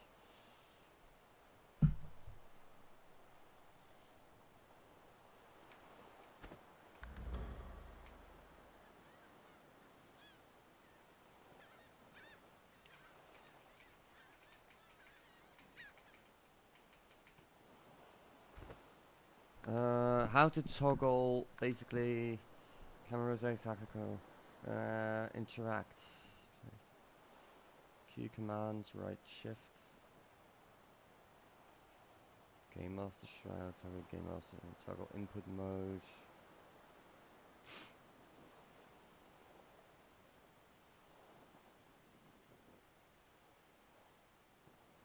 Toggle actions on hotbar, toggle character panel, song crouch.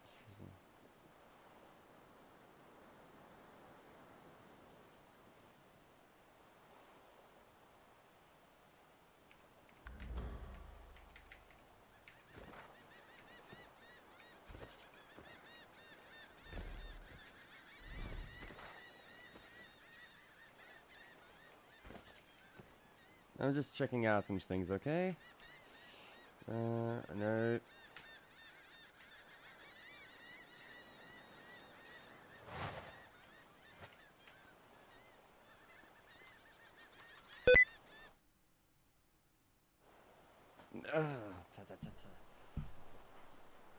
I'm trying to find out how to make things light up on the ground.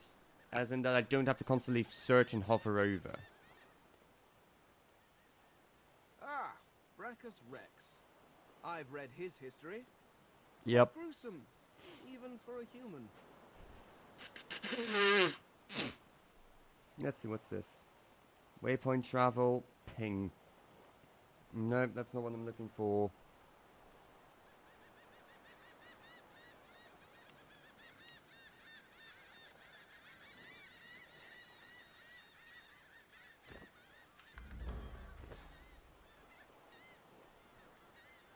Memory slots. Okay. Good to know, I suppose. Come on, should be somewhere over here. Graphics. No, audio, gameplay. Okay, so I can change the mode. I can't just change to I can't change to tactician mode, however.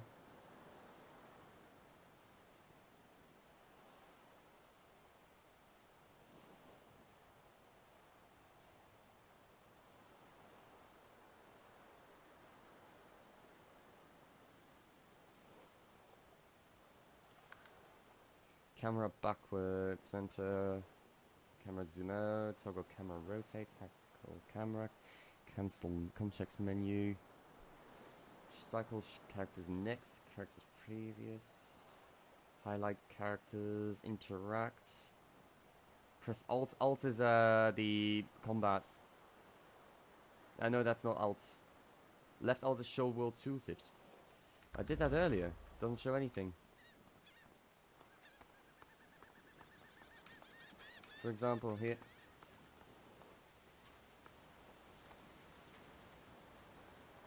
Alright, child, stop walking around. What are you doing? Why are you running from me? Why are you running from me, child? Is it because I'm dead? Is it? Well, I hope you die.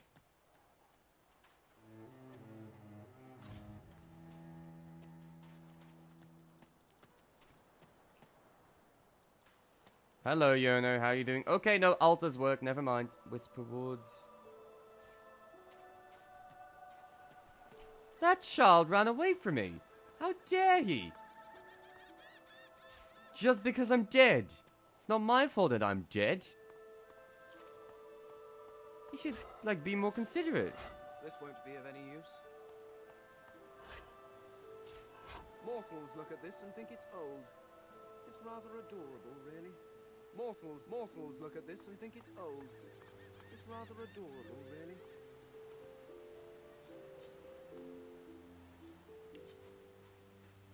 Mortals look at this and think it's old.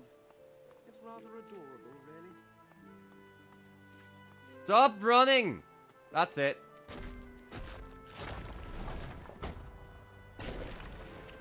I'm gonna kill the child. I don't care.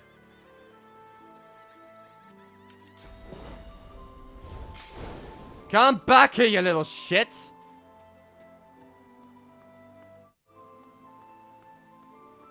He started it, just saying.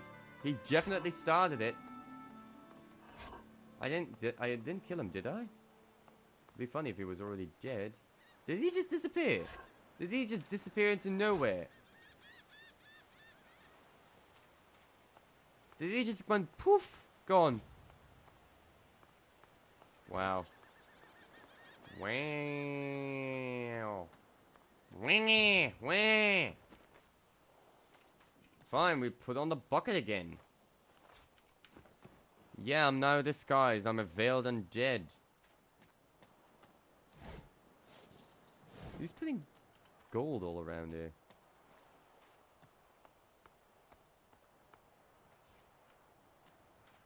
Voidwoken. Those are the same beasts that sank our ship. Damn. They made it to shore. Not for long.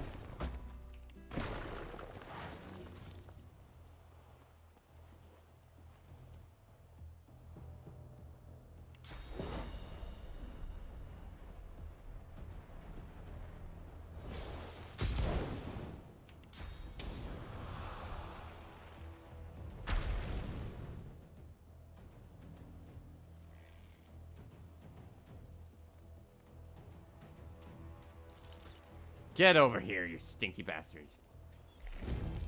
That's one dead. Oh yeah, I leveled up.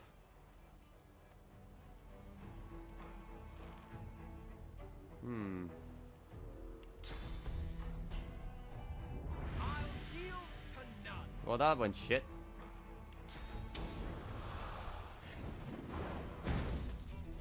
That went a little bit better.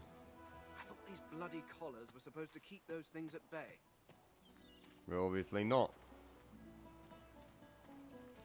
Anywho, level up. I can increase my strength, finesse, intelligence, constitution, memory, or wits. I can increase one of these. So we wanted to go necromancer.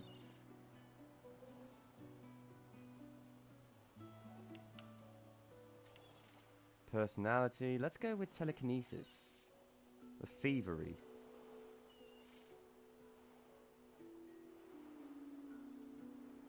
Telekinesis, bartering. Let's go with intelligence and wits.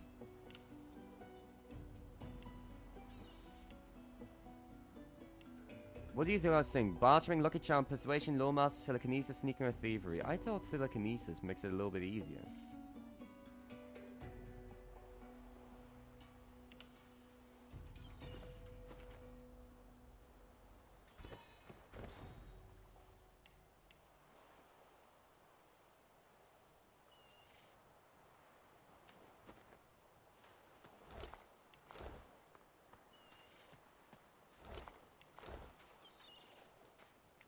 Another magister. Drowned and eaten by a voidwoken. I wonder in which order. I wonder in which order. Ah, you crack me up.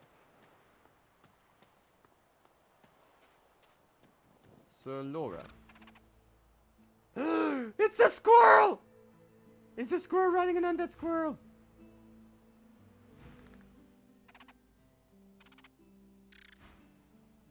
Look at it! Oh my god. What if I remove this?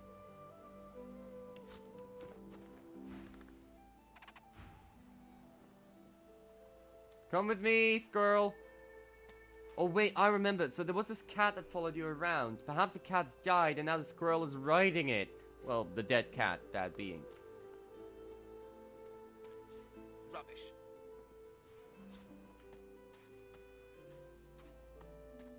This squirrel is the best thing that's ever happened to me.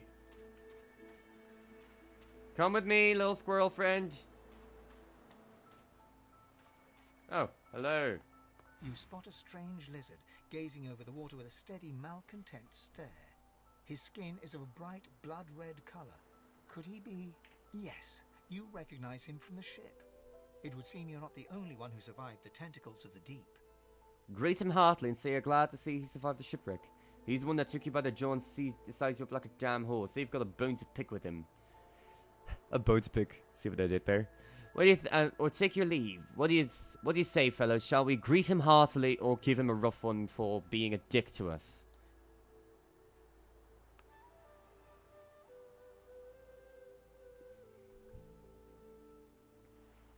He was being a little bit of a dick, right?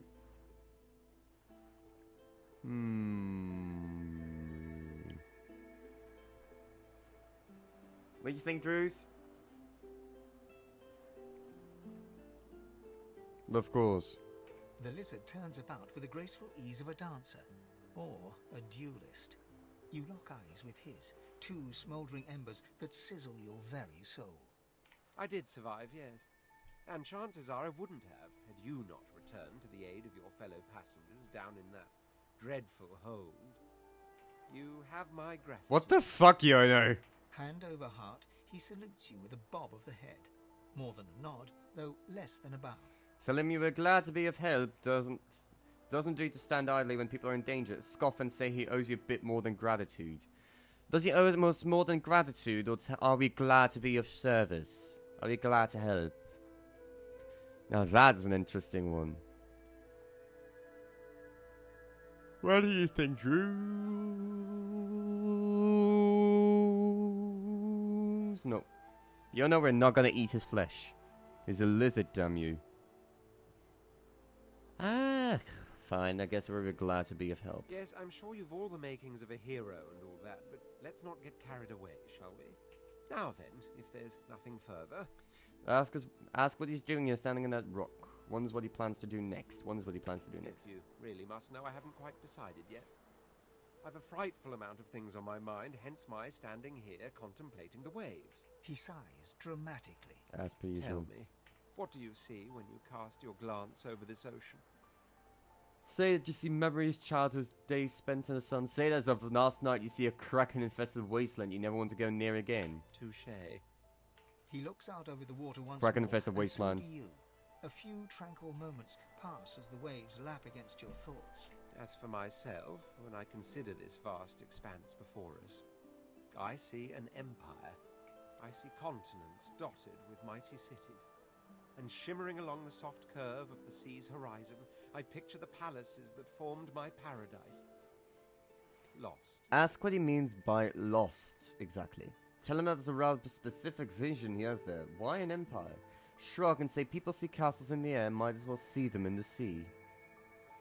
Say that's a very specific vision. Of course it's rather specific. Quite obviously I'm musing over the very actual empire that I lost. Suddenly, having all the air of being deeply offended, he stares at you with utter incredulity. Well, don't just stand there gawking like an ape at an abacus.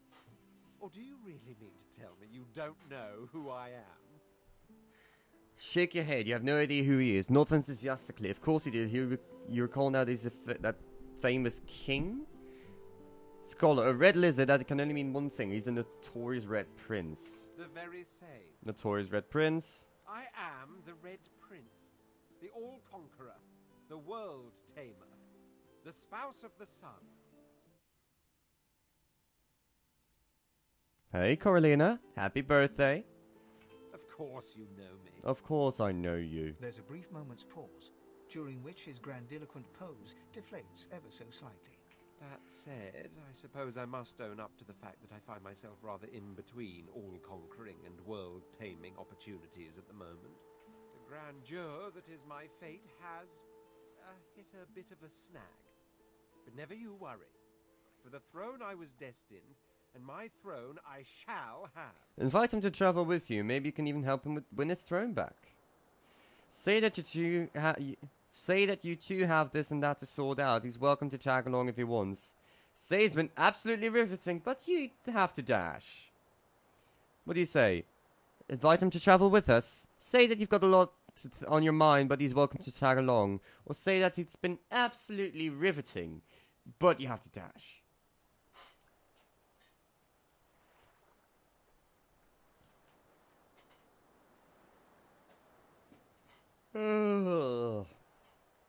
Yeah, you can tag along. That? Tag along? Do you really mean to compare the fate of an empire to whatever foibles you seek to fix? No, we're not gonna eat him. On the other hand, I really could do with a dog's body. Excuse me? You've already proven to be trustworthy enough. You came back for the others on that ship after all. Fine, I accept. On one condition. For reasons I'll not disclose right now, it is imperative that I should meet with a dreamer, one of the mystics of my kind. I've reason to believe one of them may be present on this island. Promise me we'll look for him, and I'll extend you the blessing of my company. I can promise him. I can say you can't promise him exactly, but you keep his requests in mind, or tell him your interest trumps his. What do you think, Yono? Shall we not promise him, but say you'll keep it in mind? Shall we promise him or tell him that our interests are a bit more important than his, at the very least?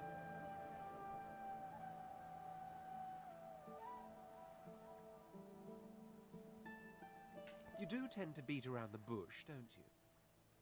Oh well, that wishy-washy answer will have to do then. Before you go, tell him that you should probably know you're actually an undead. Casually ask him how he feels about the, you know, living impaired. The undead? Well, like your good self, you mean. But don't worry. I have studied the arcane arts for years, including necromancy and demonology. I do not hold the petty prejudices of common folks. In fact, I prefer the exceptional in all things. Your secret is safe with me. So, now that that's settled, first things first. Even if you are as versed in the art of eloquence as I am, that our swords will be doing a lot of the talking from here on out goes without saying. As a born fighter, I prefer the perfection of the blade myself. But I'm well acquainted with the secrets of magic, and yes, even subterfuge. What say you? I can say that the fighter sounds perfect. You should stay true to his vocation. Say you're interested in something with a little muscle. Ask if he's any martial experience. Say you're interested in someone with a little finesse. Ask if he's comfortable in the dexterous arts. Say you're interested in someone with an affinity for the arcane arts. Ask if he knows much magic. What do you think, boys and girls? Do we want him to be a fighter, or do we want him to be something else? We can ask him if he has something with a little bit more muscle, a little bit more finesse, or a little bit more arcane arts. Well, I'm already magical, so do keep in mind that I'm a magic caster myself. Oh, here we go with the Queen quotes. Hi, Miss Drews. Fighter sounds perfect. Very well. Onwards then to victory or death. That settles it. The Red Prince nods and gives you a smile that wavers ever so delicately between courtesy and contempt. Now, as you're aware, you'll be travelling with a prince. Proper forms of address include Your Majesty, Your Royal Highness, or if you're feeling particularly frivolous, Milord. As your luck would have it, I seem to be fresh out of luggage, so you won't be required to carry my belongings. Of course, there are other forms of protocol to bear in mind, but I'll see to it you'll pick up the rest as we go. So, without further ado, let us be off. You're a little bit annoying, aren't you?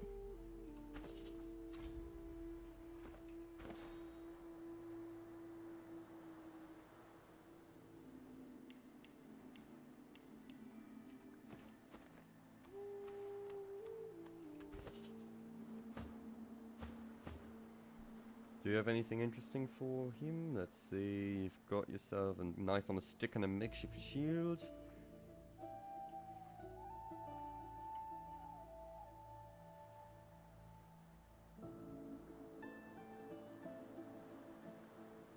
I don't think I've got anything else better for him, to be honest. Okay, this will have to do. You want a bucket? I personally don't really care for a bucket on my face.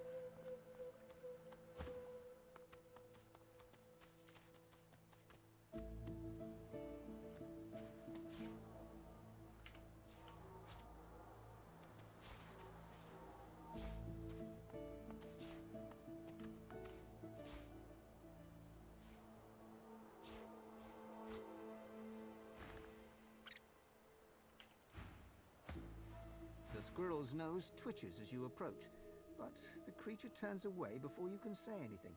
It seems he doesn't want to talk to you. The squirrel only wants to talk to Fane. I so want to be a I wish I could talk to pets now. Oh. I'm so jealous right now. Don't hurt the little beastie. We're gonna take him with us, forever and ever.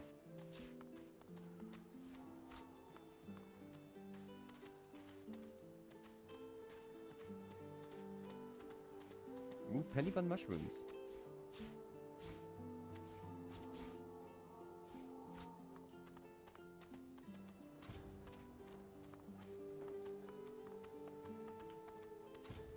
Ah, hello, small, furry creature. How do you do? Oh, look, it's a kitty! The cat's eyes are clouded and grey, but it stares at you with acute intensity. Its eyes clear, and it shakes its head, confused. Can you, by any chance, talk to it? The cat's eyes are clouded and grey. Its eyes...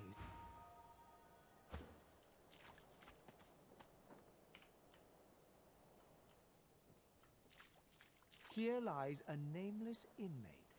May he find the peace denied him in life in the Hall of Echoes. I need to dig here. One must put in due effort if one is to reap the proper reward. Oh. Oh, look, it's a zombie. Freshly buried corpse. Hello there. Can I assist you in any way?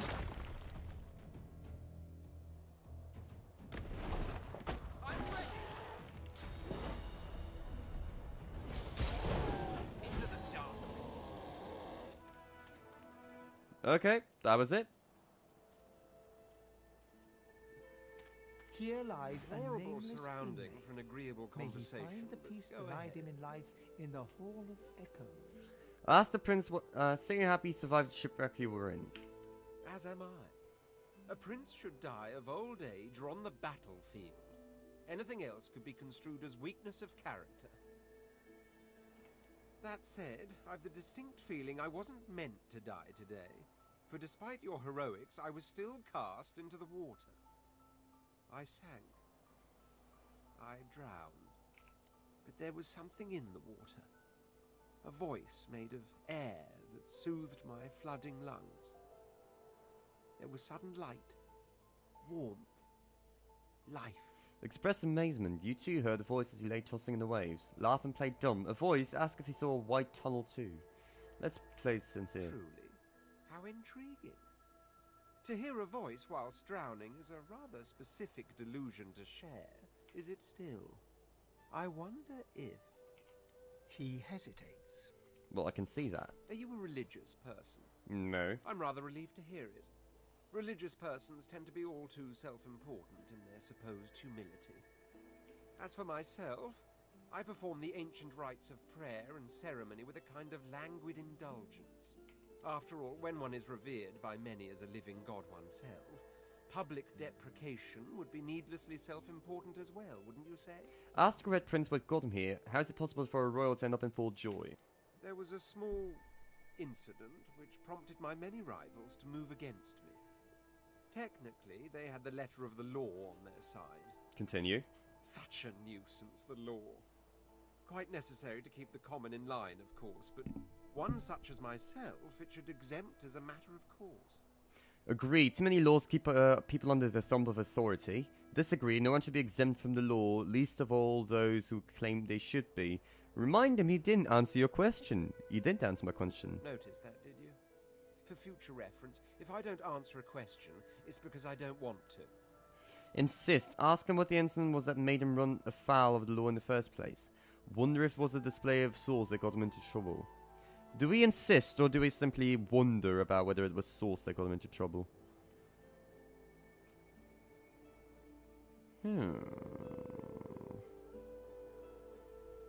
Let's just wonder for now. I hardly know you as yet.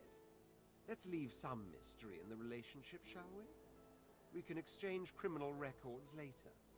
Ask him to tell you more about his need to find a dreamer. There isn't much to say, but for the fact that I simply must. It's the portent of it all. I can feel it. The revelation will be world-changing. I just know it. Smile. Tell him he's got you all curious now. Scoff. He's a prince. He has real castles. He shouldn't be building them in the skies.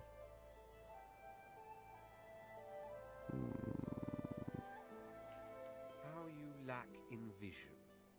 By the time I'm done, I will have real castles in the sky. As certain as the sun, such is my conviction. I will be, then grow beyond being. Ask the Red Prince what we should do. What we should do next. I intend to rule an empire one day, not a tiny outcropping in the sea, lording over gulls and guppy fish. To that end, I suggest we focus on the obvious. A farewell to Fort Joy and a hello to the mainland. Of course, I'd much appreciate it if we managed to find a dreamer first. Okay.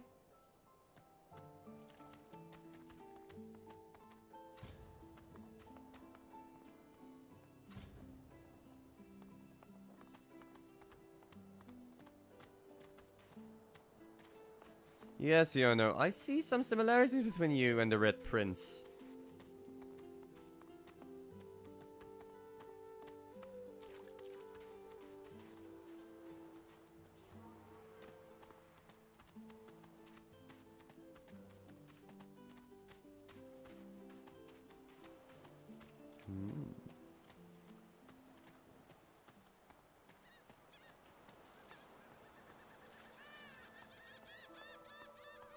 What are you meowing at for?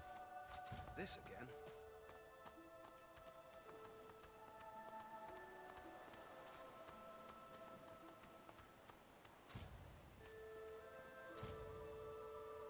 Okay. Doesn't seem like it's very useful. Come back here.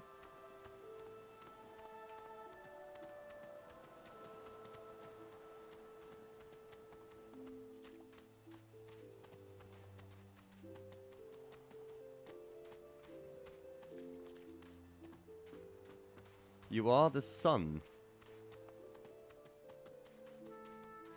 If you say so, my friend.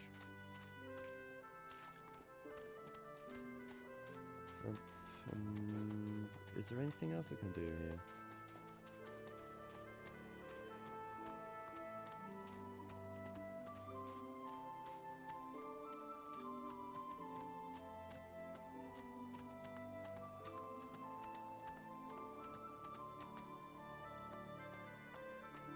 I wonder where this leads.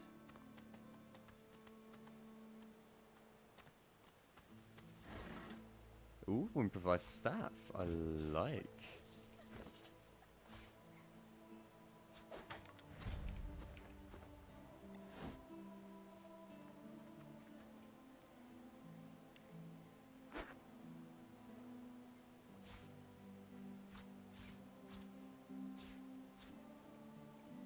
There we go.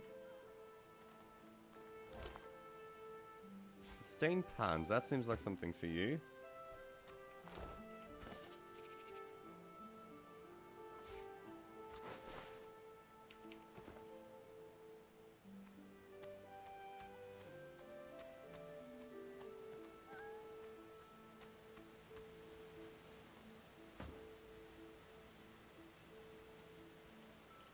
Oh, what do we have here? Yes. Is it an audience you desire? Yes, by all means.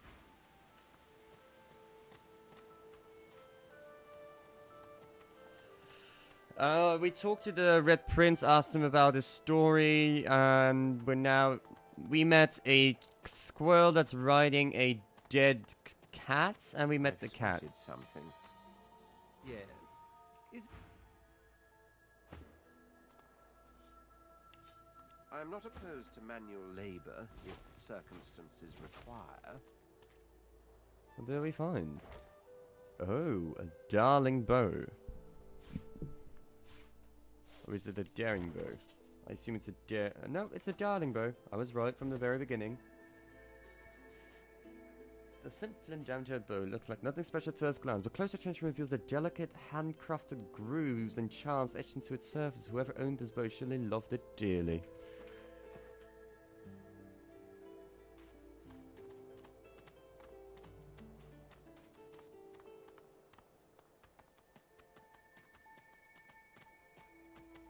Cooking pots, a shovel, let's take it with us. This again? Another bedroll, which we don't need.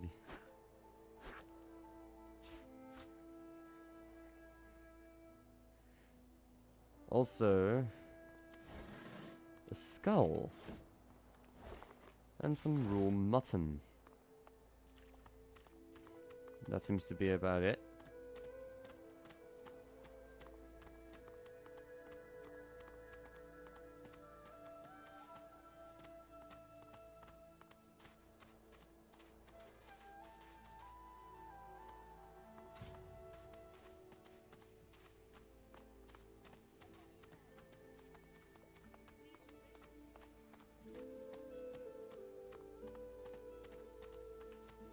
And what do we have here?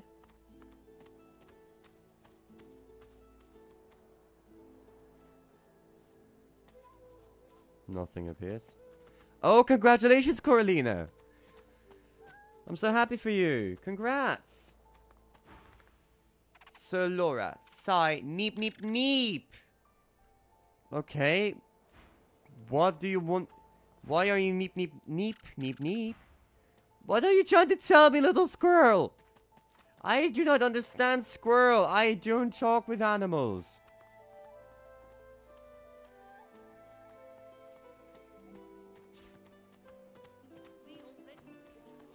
I assume I should put something over my head, considering I will otherwise be, you know, attacked.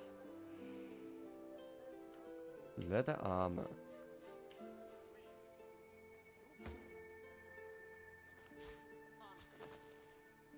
Fine, wooden figurine. Where is my bucket? I had a bucket somewhere.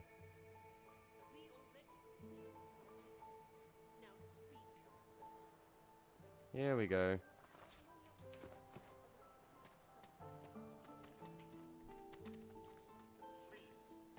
Your Godwoken has asked you. Stay back, sorcerer, and stay silent. Our Godwoken speaks.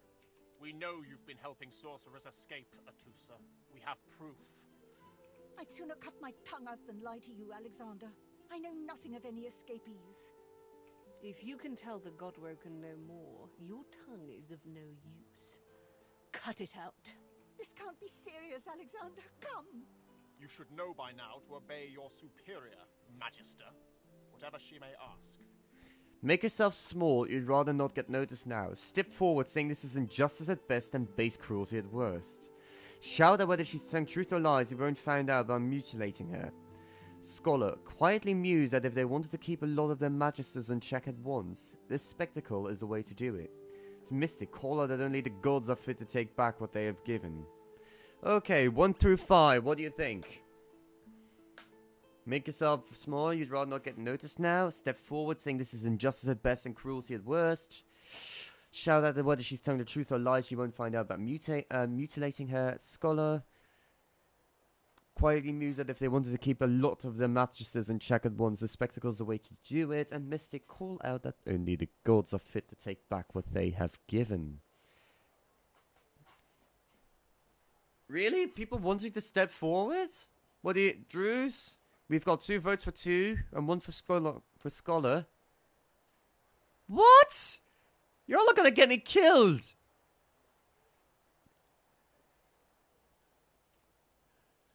Oh, God, be good. Fine. If I die... Stay silent, you! Atusa pinches the tip of her tongue with 2 fingers and brings her dagger to its root. Her eyes squeeze shut. Drops of blood form against the dagger's edge and quickly fall to the ground. She groans. Stop! My father, may his soul rest in peace, would be disappointed in you, Atusa. To think you would lie to his only son, your bishop, and your friend these many years. The fate of our realm hangs in the balance. If you will not help us save it, then you will help the Void destroy it. Dallas? Yes, Your Holiness? I believe we're done here.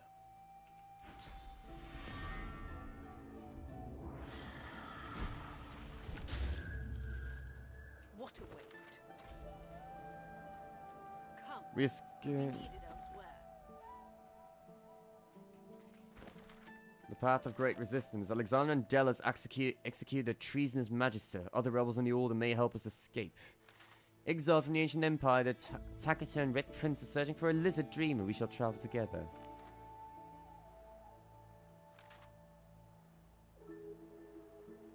Bishop Alexander and his right hand Dallas the Hammer slaughtered the magister of her, helping sorcerers escape the islands.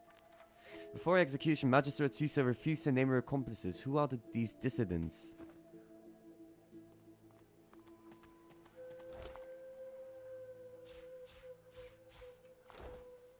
The lizard magister, or what's left of her, lies in a puddle of gore. Well, that was certainly a messy display of dominance. These creatures are so prone to violence, naturally the weakest specimens suffer. It seems I have one less jailer. How tragic. If only I could still shed tears. What do you think? What is more Fane like? Messy? Like being irritated with how messy it was? Rather just contemplating how, okay, one less jailer. She was a lizard, yet a magister. No matter her reasons, her penalty was fair. Her penalty was fair.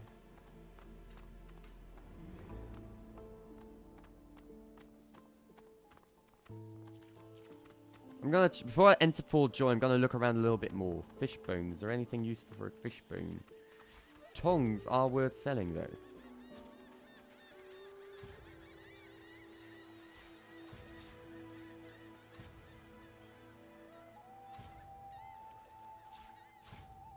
I can't reach.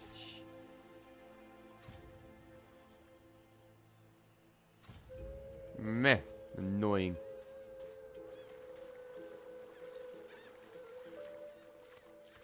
Oh look, shells.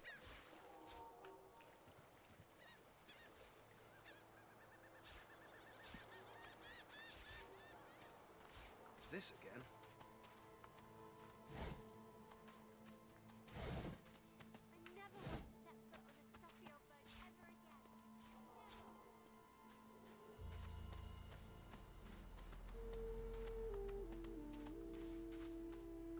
Hey, mister. It's a lot nicer here than that stinking boat, huh? I'm sure glad you went back to save the others. Saw one of them wringing out their tunic at the shore a few hours ago. Say hi for me. I always want to talk. 1, 2, long dead of the crew. 3, 4, pretty shells on the shore. Okay, so if they will run if I'm an undead. Good to know. I'm not undead, I'm simply living impaired. It's kind of rude to be like that mean to me.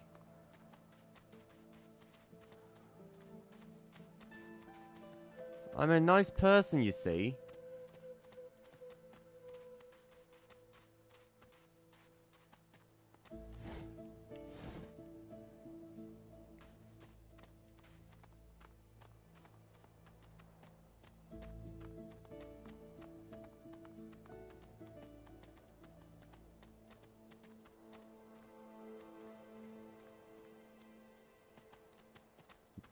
Oi, you fuckers wanna fight? I am a nice person. End of story. Oh dear. Why are they always so mean to me? I'm such a nice person.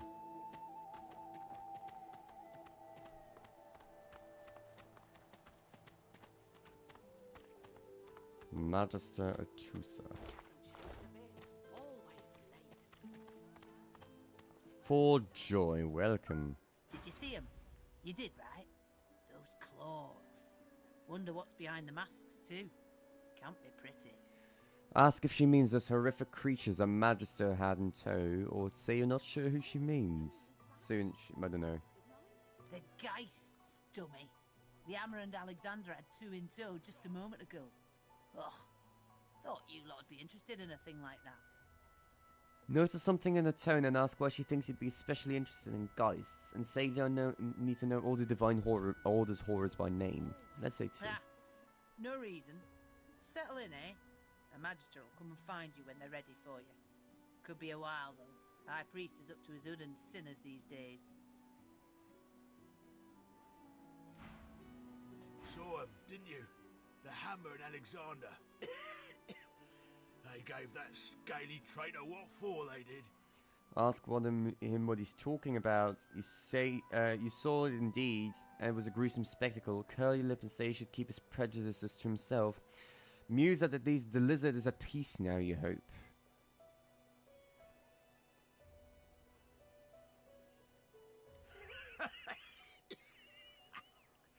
We'll see how long that lasts. Ask what he knows more about Bishop Alexander and Dallas. Bishop's the son of the dead divine. Don't know when we'll get a new one, but Alexander's looking after us in the meantime all the same. And the hammer's a solid sort. Don't take no guff and don't stand for no idling. Earned that name for a reason, she did. You're being so nice. Ask when you'll be allowed to leave this place. When you give up the darkness that's inside you. Take your fault, it's there, mine. But it's there all the same. They're working on a cure for you even now. Got some good leads, so I hear. You can trust Dallas to take care of it. And once you're cured, your life will start again. So in the time How of do you Lucy, become a god? of course, who wouldn't join up with God himself? It was all glory, all good. Ask him how come he became a god here. When we lost him, well, it only made sense to see his will through. Ask him if he knew that. Ask him how he can know the will of the divine. Can't for certain, but I reckon when God himself gives his life to protect you, you don't waste the gift. You protect it with everything you've got. So that's what we do. Wonder aloud, the divine really would have approved of a place like Fort Joy. Lucian gave his life to protect Rivellon. If we let the Voidwoken get to it now, well, we'd have lost him for nothing. Fort Joy ain't no summer camp. No one said it were, but it's the best we've got to protect the realm.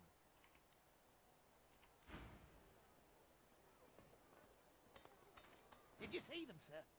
Bishop Alexander and the Hammer herself, they were so close, almost within arm's reach. Say you must have missed out on the fun. Ask who he means. Tell the man you were close enough to watch them murder one of their own. Let's just say you must have missed out on the fun. They were just there but a moment ago. The bishop's much taller than I'd imagined from the paintings, and the Hammer is so much younger. By the way, quick question, guys. So you can only have a party of 4. And so far from the companions, you've got Losa, Sybil, Ifan, Beast, Thane, and the Red Prince. Who would you want me to take along? We've already got the Red Prince. We can make him go, of course. We can say, like, yeah, we don't want you to travel with us anymore. But I kind of like the Red Prince. So who else would you want to come along? I know Drews likes the Beast a lot. Good old Beast. Then we're up to 3. Then who's 4th? I think Sybil is someone that Coralina would like. I personally like Ifan as well.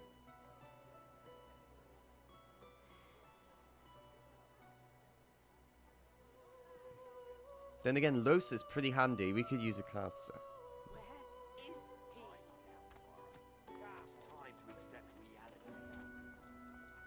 There's so much to do, so little time.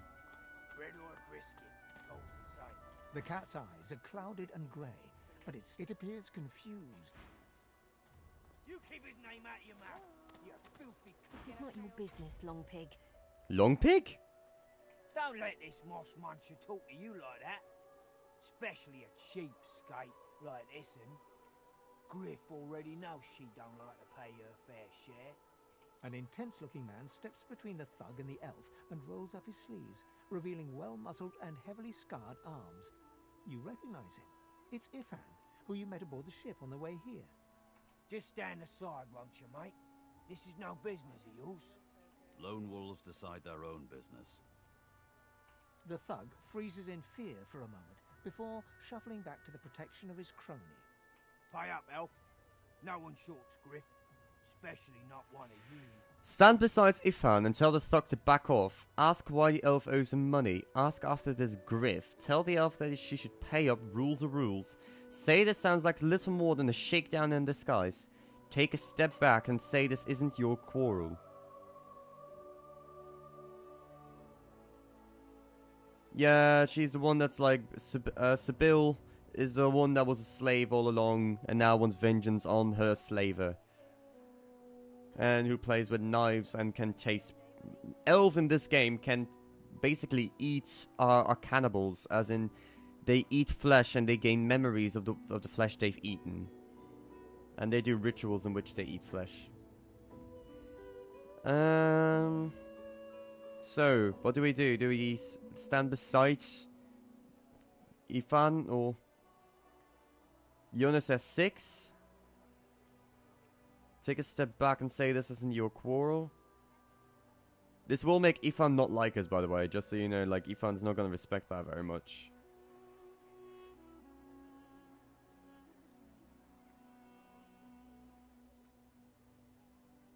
I think if you join the fight, you join up the fight on the side of the elf.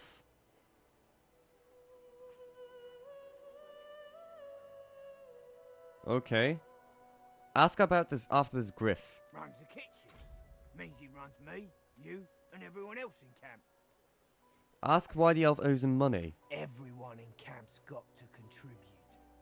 For food, for protection, no exceptions. Especially not for elves. Griff's orders. Food? Protection? I have neither. Say this sounds little more than a shakedown in disguise. You two ought to be thanking your lucky gods it's us, and not the Magisters enforcing round here. A fool never knows what they've got till it's well and gone. Now come on, elf. If you make me say it again, there's gonna be trouble. Say that if he chooses to harm you, you won't stand by and watch. And neither will I. We got a system, and it looks like you don't want to fit in.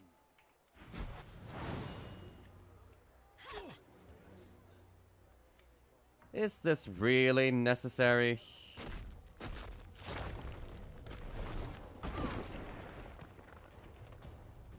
Don't mind me, I'm just moving.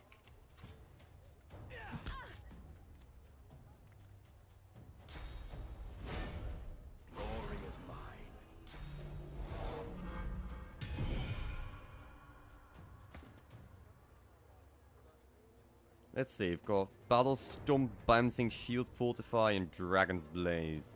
Dragon's Blaze!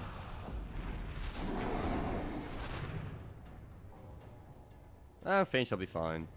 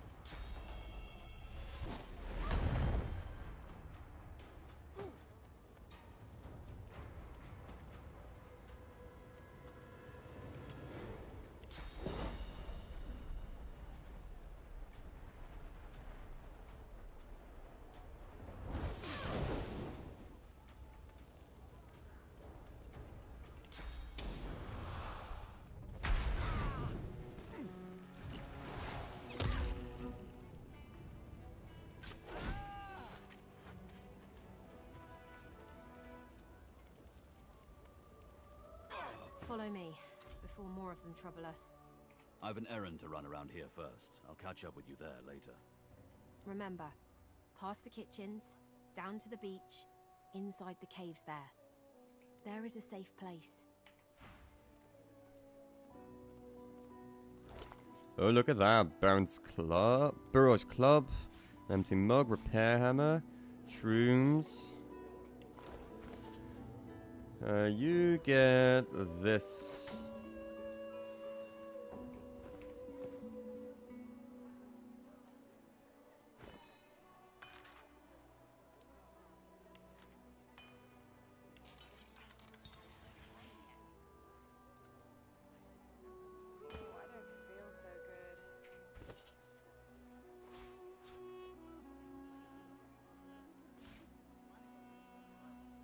Where do we... Over here.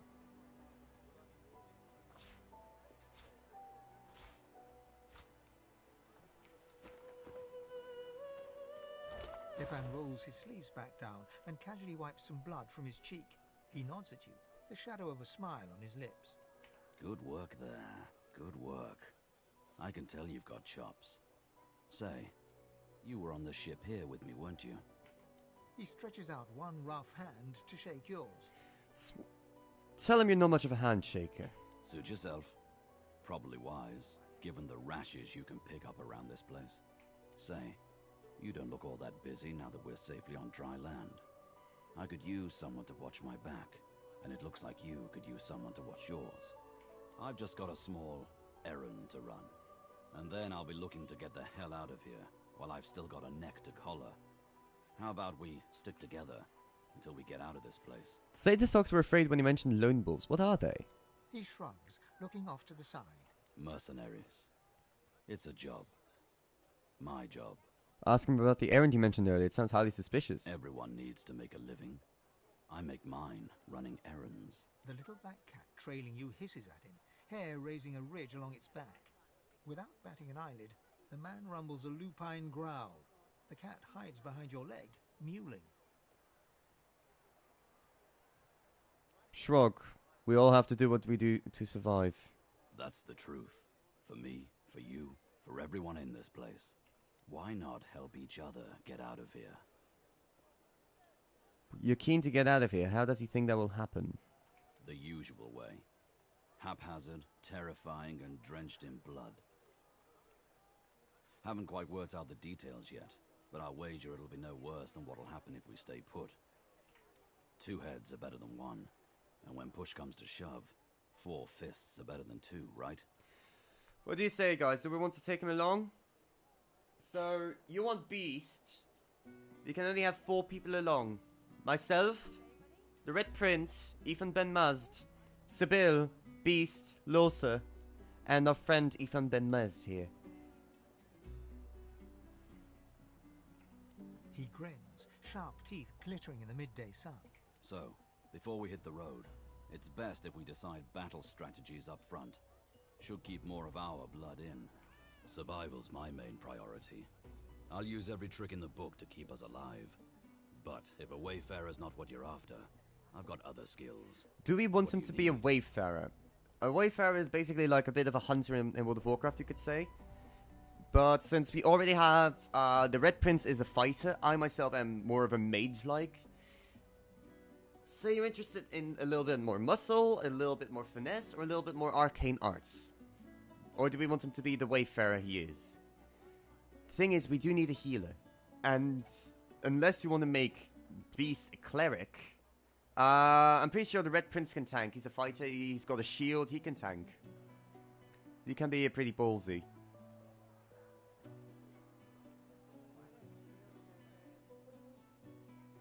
He is a bit tanky, as far as I know.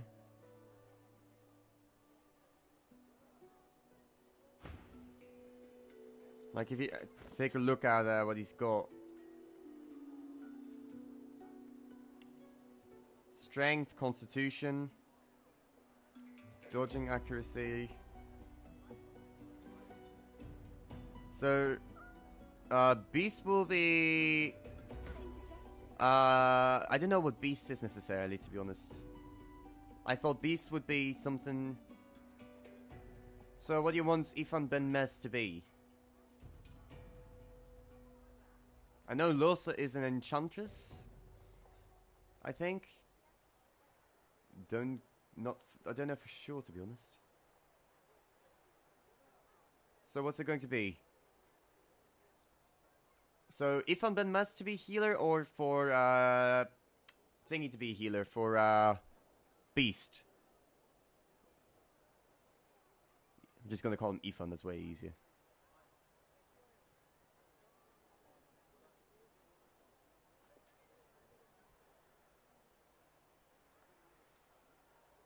What good's an outlaw who can't command the shadows? I've dabbled enough to know I've an affinity for the darker arts. But I'm a quick learner. Say you're in need of What's a your cleric, someone who can heal and support your team. Say you'd like to travel in an enchant, someone who can manipulate and weaken your enemies. Say you're looking for a witch, someone who can drain life from the enemies, cast necromantic skills and can get up close and personal with a dagger. Say you're looking for an elemental powerhouse, a wizard will do. Say you're interested in a conjurer, someone who can summon you to the battlefield. Cleric it is! Can do. Onwards. Nope, He that's scans it. the horizon for threats with one green eye, then nods back at you. Right you are. Lead the way.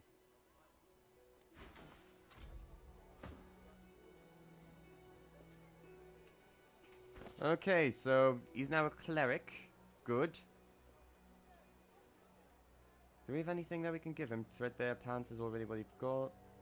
Threadbare gown as well. Don't think I've anything for him really. Here, have a bedroll, buddy. You two have a bedroll.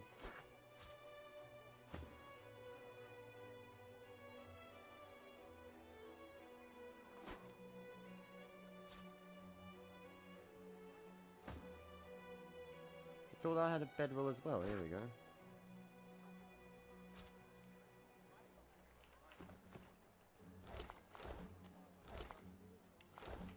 Okay, and I'm going to save here if I can. New save. So, this was our first time we're playing Divinity 2. We will continue tomorrow, most likely. I hope you're enjoying it so far. I'm going very slowly, as you've noticed, because I want to make sure that you all get a say in this, that I'm not playing it alone, but with everyone, and that you can also choose, like, what the characters are, that we develop the characters. So, that's why I'm going a lot slower.